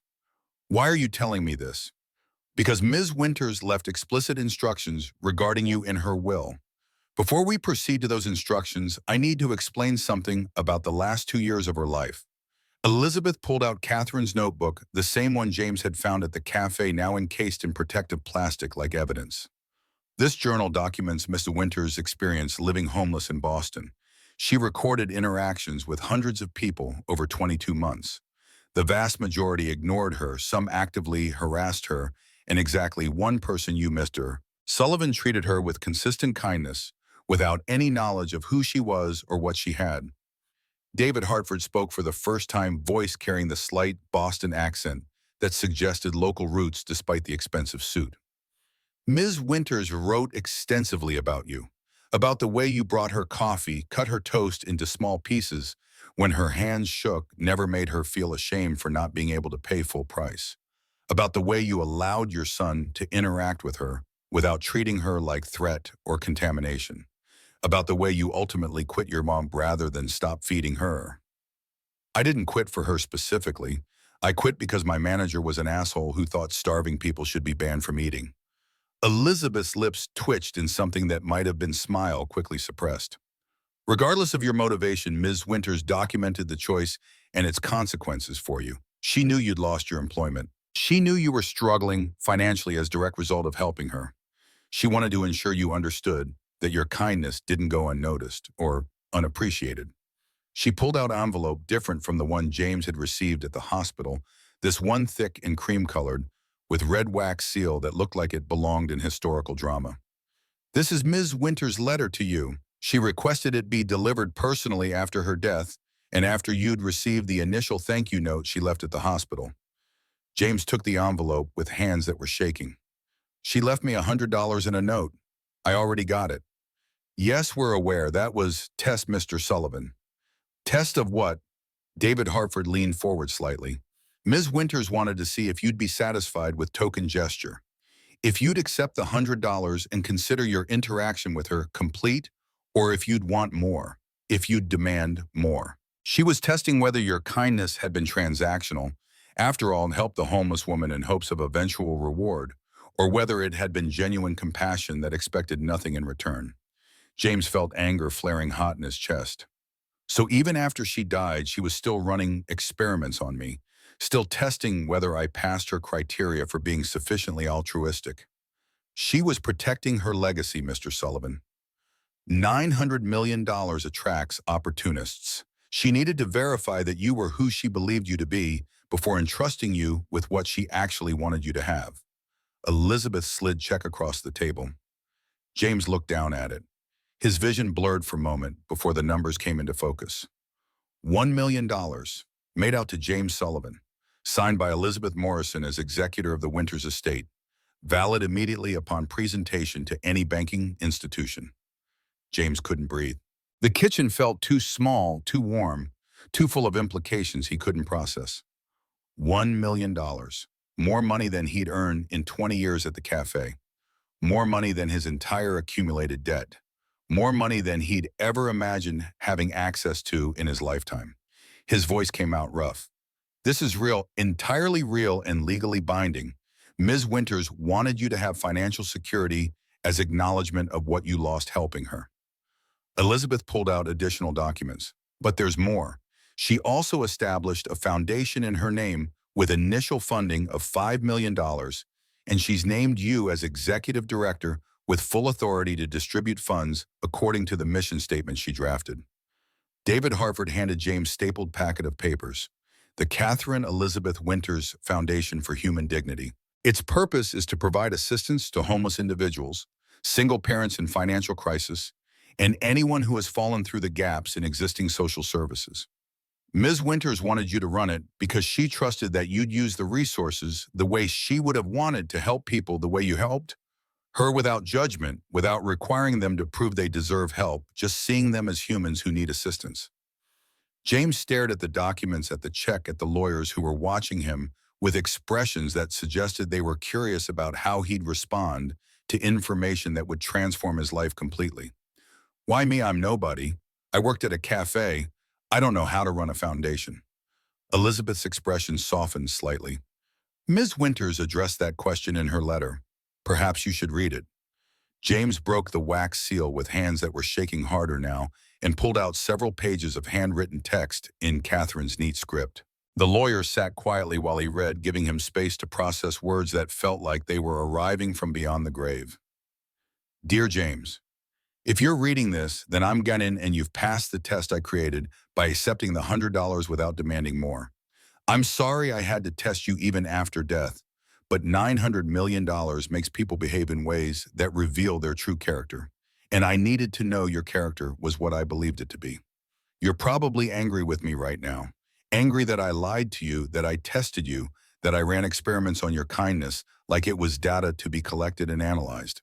You have every right to that anger. But I hope you'll also understand why I did it.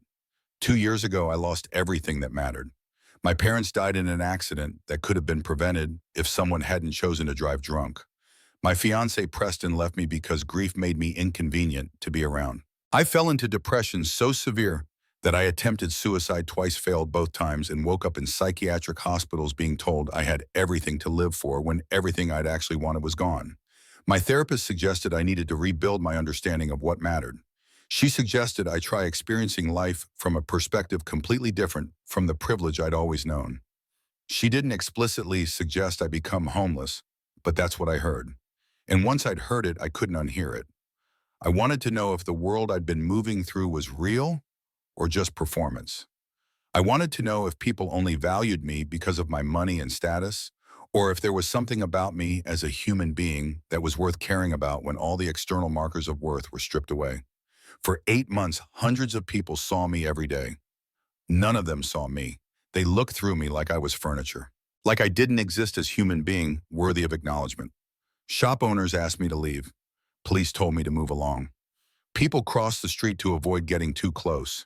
And I started to believe that maybe Preston was right, that maybe the only valuable thing about me had been my money and my connections and my ability to facilitate the lives of people who mistook access for affection.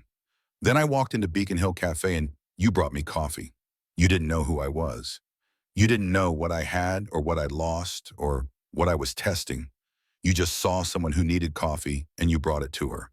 And when I couldn't pay full price, you didn't make me feel ashamed. You just accepted what I had and treated me like I'd paid in full. That single act of compassion saved my life, James. Not literally, I was dying regardless from the heart failure and untreated pneumonia and all the damage I'd done to my body through deliberate neglect. But you saved my life in the way that matters more than physical survival.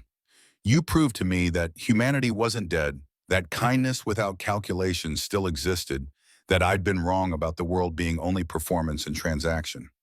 I documented everything you did for me. Every cup of coffee, every piece of toast cut into small pieces, every moment when you chose compassion over compliance with your manager's orders. I watched you struggle with the choice between keeping your job and continuing to help me. I watched you quit rather than stop feeding someone who was hungry. I watched you sacrifice your own stability because you couldn't live with yourself if you prioritized comfort over conscience. And I fell a little bit in love with your goodness, James. Not romantic love, I barely knew you, and I was dying, and romance wasn't what I needed. But the kind of love that comes from witnessing someone be better than the world requires them to be. The kind of love that comes from seeing someone choose right thing, even when right thing costs everything. The money I'm leaving you isn't payment for services rendered. It's not reward for passing my test. It's my attempt to give you what you gave me, a second chance. A chance to build something meaningful instead of just surviving. A chance to open that restaurant you told me about, the one where families could celebrate without going into debt. A chance to show your son that dreams don't have to die just because circumstances make them difficult. But more than that, I'm asking you to run the foundation I've established. I'm asking you to take $5 million dollars and use it to help people the way you helped me, to see them when everyone else looks away, to treat them with dignity when the world treats them like problems to be solved or ignored, to prove that what you did for me wasn't exception, but is actually who you are in all your interactions with people who need help. I trust you, James. I trust that you won't use this money to escape your life, but to enhance it. I trust that you'll keep working even when you don't even have to, because working gives you purpose beyond just earning income. I trust that you'll teach Noah that money is tool for making the world better, not excuse for separating yourself from people who have less. Thank you for seeing me when I was invisible. Thank you for treating me like I mattered when everyone else treated me like I didn't exist. Thank you for being exactly who you are instead of who the world tells you to be. You saved me, James, not by fixing me or rescuing me or solving my problems. You saved me by treating me like human being worthy of basic kindness. That's the rarest gift anyone can give. Live well, help others. Teach your son that kindness is never wasted, even when it costs everything. With all my gratitude, Catherine Elizabeth Winters. James read the letter twice while tears ran down his face and dripped onto the pages, blurring ink in places, but not enough to make the words illegible. When he finally looked up, Elizabeth and David were still sitting quietly, giving him space to process emotions that were too big and too complicated to contain properly. His voice came out rough. She was dying the whole time I knew her. Yes, she'd known for approximately 8 months that her heart failure was terminal. She chose to continue the experiment rather than seek treatment that might have extended her life. That's insane. That's conviction, Mr. Sullivan. She believed that understanding human nature was worth more than a few additional months of life. Elizabeth pulled another document from her briefcase. She also wanted you to know that she didn't select you randomly. She'd been observing the cafe for 2 months before she ever entered. She watched you help an elderly homeless man who came in asking for water, watched you give him coffee and a bagel and treat him with the same respect you'd give paying customer. That's when she decided you were her test subject. James felt something cold settling in his chest. So, none of it was chance she targeted me specifically. She chose you because you demonstrated character she was looking for. But what happened after she chose you, that was all you. She didn't manipulate your responses. She just created opportunity for you to reveal who you actually were. And you revealed yourself to be exactly who she hoped existed, but had stopped believing could be found. David Hartford leaned back in his chair. The question now, Mr. Sullivan, is what you're going to do with what she's left you. James looked at the check for $1 million, looked at the foundation documents, looked at the letter that explained why Homeless Woman had actually been $900 million heiress, testing whether compassion still existed in a world that rewarded selfishness. I need time to think. Of course, but I should inform you that news of Ms. Winter's death and the terms of her will are going to become public within the next week. Once that happens, you're going to face media attention that will be intrusive and potentially overwhelming. I'd suggest making decisions about the foundation quickly so you can control the narrative rather than having it control you. After the lawyers left, taking their bodyguards and their briefcases and their world-altering information with them, James sat at Mrs. Chen's kitchen table, staring at check worth more than he'd earned in 20 years, and trying to figure out what the hell he was supposed to do with it. Miss Chen appeared with actual tea this time, set cup in front of him without speaking, and sat down across from him with expression that suggested she'd heard enough of the conversation to understand that James's life had just transformed completely. What are you going to do? I don't know. That's a lot of money. Yeah, enough money to never have to worry again. James thought about Catherine's letter, about her trust that he wouldn't use the money to escape, but to enhance, about her belief that he'd keep working because work gave purpose beyond income. She wants me to run a foundation, help homeless people and single parents and everyone who falls through the cracks. That sounds like a lot of work. Probably. Are you going to do it? James looked at the check, at the foundation documents, at Catherine's letter that was still sitting in front of him like accusation and blessing simultaneously. He thought about the cafe, about the morning serving coffee to Catherine, and all the other people whose names he'd never learned because they were just transactions instead of humans. He thought about Noah and the kind of father he wanted to be, the kind of example he wanted to set about how to use resources when you suddenly had resources beyond what you needed for basic survival. Yeah, I think I am. Mrs. Chen nodded like this was exactly the answer she'd expected. Then you should probably start by getting an accountant who can help you not lose all that money immediately. The news broke 3 days later exactly as Elizabeth Morrison had predicted. Boston Globe headline, Tech heiress dies after 2 years living homeless in social experiment. The article explained Catherine's background, her parents' death, her decision to test whether people would help her when she had nothing. It mentioned the cafe, mentioned James by name, described how he'd lost his job rather than stop feeding her. By noon, James's phone was ringing with requests for interviews from local news stations, national morning shows, podcasts about wealth inequality and social justice. He ignored all of them, except one, a reporter from a community newspaper that focused on human interest stories rather than sensational headlines. They met at Boston Common on the bench where James used to bring Catherine breakfast, and he told the story honestly. About the coffee and toast, about choosing to help even when helping was expensive, about finding out after her death that the homeless woman had actually been testing him and that he'd apparently passed. The reporter was a young woman named Sarah Mitchell, mid-20s, wearing professional clothes that didn't quite fit right and taking notes in shorthand that suggested journalism school training applied to underfunded local news outlet. She asked the question that everyone else had been asking in their interview requests. Do you feel used, manipulated by someone who was running experiments on you without your consent? James thought about it honestly. Sometimes, but mostly I feel sad that she thought she needed to test whether people could still be kind. That says more about what she'd experienced than it does about what I did. What are you going to do with the money? Start the foundation she wanted. Help people the way I helped her. Try to prove that what I did was an exception, but is actually achievable if we all just paid attention to each other. The article ran 2 days later under headline, Kindness Rewarded Local Father Inherits Fortune After Helping Homeless Heiress. The response was immediate and divided. Half the comments praised James for his compassion and said the world needed more people like him. The other half accused him of having ulterior motives, suggested he'd known who Catherine was all along, and had helped her strategically to position himself for inheritance. James tried not to read the comments because reading them made him angry in ways that weren't productive. Instead, he focused on the foundation work, meeting with lawyers and accountants and nonprofit consultants who could help him navigate the bureaucracy of establishing charitable organization that wouldn't immediately collapse under its own administrative weight.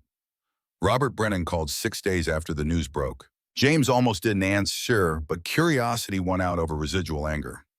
Robert's voice carried performative contrition that sounded rehearsed. James, I wanted to apologize for how things ended. I was under pressure from ownership to reduce costs, and I made poor decision about prioritizing short-term savings over long-term ethical considerations.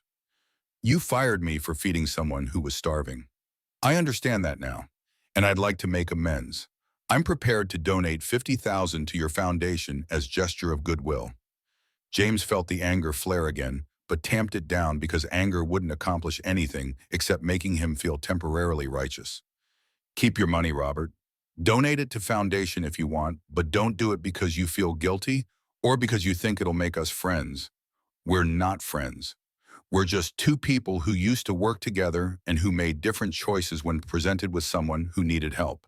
He hung up before Robert could respond, felt immediately guilty about the harshness, but also felt satisfied in ways that it suggested maybe some anger was justified after all.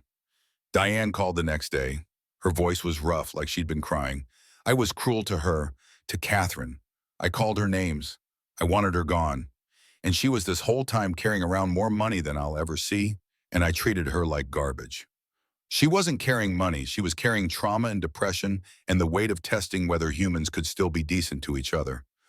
I failed that test. Yeah, you did. James didn't soften it because Diane deserved honesty more than she deserved comfort. But you can pass different tests. You can volunteer at the foundation. Help me figure out how to actually help people instead of just judging them for needing help.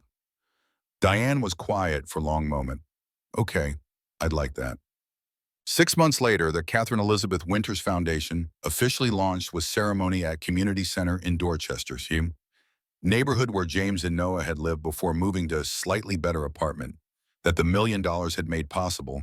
James had been careful not to upgrade too dramatically because Catherine's letter had specifically warned against using money to separate himself from people who had less. The ceremony was small, maybe 75 people, mostly social workers and nonprofit directors, and the first 10 recipients of foundation assistance who'd been selected through application process that James had designed to minimize bureaucracy and maximize dignity. Noah sat in the front row wearing suit that Mrs. Chen had helped him pick out, 7-year-old face showing pride that made James's chest tight. Next to him sat Mrs. Chen herself, tissue already in hand, because she cried at everything emotional, and this was definitely going to be emotional. James stood at the podium feeling profoundly uncomfortable, in suit that Elizabeth Morrison had insisted he needed if he was going to be public face of $900 million estate's charitable arm. He'd prepared remarks, but looking out at the audience made the prepared remarks feel inadequate. He spoke from the heart instead. Catherine Winters tested me. She created experiment where I was unknowing participant, and she was observer collecting data about human nature. Some people think that was manipulative. Maybe it was. But what I learned from knowing her, from feeding her coffee and toast every morning, without knowing she was testing me, is that kindness doesn't require perfect circumstances or complete information or certainty that you're helping the right person in the right way. It just requires seeing people and treating them like they matter. He paused, looking at the faces watching him. This foundation exists because Catherine wanted to prove that what I did was an exception. She wanted to prove that society could function differently if we all just paid attention to each other. So we're starting small, 10 families this year. Single parents who are struggling, homeless individuals who need housing deposits, people who fell through cracks because the systems designed to catch them have holes too big to be functional. The first recipient stood when James gestured to her, Sarah Mitchell, the reporter who'd written the initial article about James and Catherine. She was 26, single mother, with 6-year-old daughter, had been living in shelter for 4 months after domestic violence had forced her to flee her apartment. The foundation had provided 3 months rent, deposit, job training, program enrollment, and childcare assistance. She'd found job as medical assistant, secured apartment in Roxbury, and her daughter was thriving in school that had resources to address the trauma she'd experienced. Sarah's voice shook when she spoke, but her words were clear. I didn't know Catherine Winters, but I know James Sullivan, and I know what it feels like when someone sees you as human being instead of problem to be solved. The foundation didn't just give me money, it gave me chance to rebuild my life with dignity instead of shame. It treated me like I deserved help instead of like I needed to prove I was worthy of receiving it. She turned to look at James directly. Thank you for seeing people the way Catherine taught you to see them. Thank you for proving that kindness without calculation still exists. Thank you for helping my daughter have childhood where she doesn't have to watch her mother struggle alone. The audience applauded, and James felt tears burning behind his eyes. Because this moment of watching someone whose life had been changed by resources he'd been given by a woman who tested whether he deserved to distribute those resources. This was what Catherine had meant about seeing people. After the ceremony ended and people filtered out into Dorchester evening, Noah appeared at James's side with expression that suggested he'd been thinking about something serious. "Dad, can I ask you something?" "Always." "Did Miss Catherine die because we didn't help her enough?" The question hit James like fists to the chest because he'd been asking himself the same question for 6 months and hadn't found an answer that felt adequate. He knelt down so he was eye level with his son. "No, buddy. Miss Catherine died because she was sick, and she chose not to get treatment. That was her choice, not our fault. But what if we'd helped her more? What if we'd made her go to the doctor? We couldn't make her do anything. Adults get to make their own choices even when those choices hurt them. But we did help her in the way she needed most. We treated her like she mattered. And that meant everything to her." Noah processed this with the seriousness that children brought to questions about death and responsibility. "Do you miss her?" "Every day." "Me too. She was nice. And she taught me to fold paper cranes." James pulled Noah into a hug that was tight enough to communicate things he didn't have words for. "Yeah, she did. You want to make a crane for her?" Noah nodded against James's shoulder. The cemetery was in Newton expensive real estate that Catherine's estate had purchased for family plot that now contained her parents and her. James and Noah visited on Sunday afternoon 6 months after the foundation launch, carrying thermos of coffee and bag containing 2 pieces of toast cut into small pieces. The headstone was simple despite the estate's wealth, just her name and dates and single line that Elizabeth Morrison had said Catherine had requested specifically. Catherine Elizabeth Winters, 1985-2023. She saw the best in people. James set the coffee and toast on the ground in front of the stone ritual that felt simultaneously meaningful and absurd. Catherine was dead. She couldn't drink the coffee or eat the toast. But performing the ritual made her feel present in ways that just staring at her name on granite didn't accomplish. Noah pulled paper crane from his pocket. He'd been practicing for 6 months and could now fold them with precision that would have made Catherine proud. He placed it carefully on the headstone where Wind immediately tried to steal it, but didn't quite succeed. "Is she really here?" Noah's voice was quiet. James thought about how to answer truthfully without being too dark for 7-year-old comprehension. "Her body is here, but I think the part of her that mattered in the part that taught you to fold cranes and ask me questions about my dreams, I think that's somewhere else, somewhere better. Like heaven. Maybe. I don't really know what happens after we die, but I know that what Catherine did while she was a mom, the way she tested whether people could still be kind, the way she used her money to help others, that's still here. That lives on even after she's gone." Noah considered this. "So we're like her experiment, but it keeps going." "Kind of, yeah. We're proving that what she believed about people could be true if we choose to make it true." They stood in silence for a while, watching November wind move through trees that were bare except for few stubborn leaves clinging to branches. The cemetery was quiet except for distant traffic sounds, an occasional bird call, and the rustling of Noah's crane as it fluttered against the headstone. James thought about Catherine's letter, about her trust that he'd use the money wisely, about her belief that he'd keep working because work gave purpose. He thought about the 10 families the foundation had helped so far, and the 20 more they'd be able to help next year as the endowment grew. He thought about Sarah Mitchell's testimony about the way she'd described being seen as human instead of problem. He thought about kindness without calculation and whether it was sustainable in a world that rewarded selfishness more reliably than it rewarded compassion. He thought about whether Catherine had been right to test him, whether the experiment had proven what she'd hoped it would prove, whether her death had been worth the knowledge she'd gained. No definitive answers emerged, just the weight of responsibility to honor her legacy by continuing to see people the way she'd needed to be seen. Noah tugged on James's hand. "Can we come back next week? I want to make a better crane. This one's kind of crooked." "Yeah, buddy, we can come back whenever you want." They walked back through the cemetery together past rows of headstones that represented lives that had ended and legacies that remained, and all the complicated ways that humans tried to matter after they were gone. James's phone buzzed with text from Elizabeth Morrison. "Foundation board meeting Tuesday 3 p.m. Need your approval on Q1 grant applications." He typed back confirmation while Noah ran ahead to the car full of 7-year-old energy that couldn't be contained by somber cemetery atmospheres. The foundation work was harder than James had anticipated. Nights filled with paperwork and grant applications, and deciding between applicants who all needed help when resources could only stretch to cover some of them. Days filled with meetings and phone calls, and the constant pressure of knowing that his decisions directly affected whether families ate, or found housing, or got medical care they desperately needed.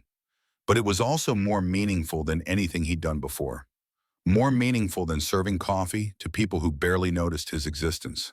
More meaningful than delivering packages to addresses where no one remembered his face 5 minutes after he left. More meaningful than surviving paycheck to paycheck while teaching Noah that life was just endurance tests you hope to pass. This was creating instead of just surviving. This was proving that Catherine had been right to trust him. This was honoring Rachel's memory by being the kind of father who taught Noah that money was tool for making world better, instead of just mechanism for separating yourself from people who had less. At home that night after Noah had gone to bed, James pulled out Catherine's letter and read it again for probably the 100th time since receiving it. The pages were getting worn from repeated handling creases, forming where he'd folded and unfolded them. Ink slightly smudged from the tears he'd cried reading it. You saved me, James, not by fixing me or rescuing me or solving my problems. You saved me by treating me like human being worthy of basic kindness. He thought about whether that was true, whether bringing someone coffee and toast actually constituted saving them, whether small acts of compassion had the power Catherine attributed to them. Then he thought about Sarah Mitchell's testimony about the way she described being seen as human instead of problem. Thought about the other 9 foundation recipients and their stories of falling through cracks and being caught by resources Catherine had left behind. Thought about all the future people who'd be helped because Catherine had tested him and found him worthy and trusted him with her legacy. Maybe she was right. Maybe kindness did save people not by solving their problems, but by reminding them they were worth caring about when the world told them they weren't. James folded the letter carefully and put it back in its frame next to the $100 bill that Catherine had left as test. Looked at them together, the token reward and the real legacy, the test and the trust, the end and the beginning. Tomorrow he'd wake up early and go to foundation office that Elizabeth Morrison had helped him establish in downtown Boston. He'd review grant applications and meet with social workers and make decisions about who to help and how to help them. He'd do work that Catherine had trusted him to do because she'd watched him feed her coffee every morning and had seen something in his actions that proved humanity wasn't dead. Tonight he'd sleep in an apartment he could afford without working 3 jobs. He'd sleep next to son who had stable housing and good school, and father who could actually be present instead of just constantly exhausted. He'd sleep knowing that homeless woman who'd sat in cafe corners had actually been $900 million heiress, testing whether kindness still existed. And he'd sleep believing that maybe, just maybe, Catherine had been right about everything. The experiment had proven that compassion without calculation still existed in a world that made calculation feel necessary for survival. And James Sullivan, former cafe worker, who'd quit his job rather than stop feeding someone who was hungry, was living proof that passing the test could change everything.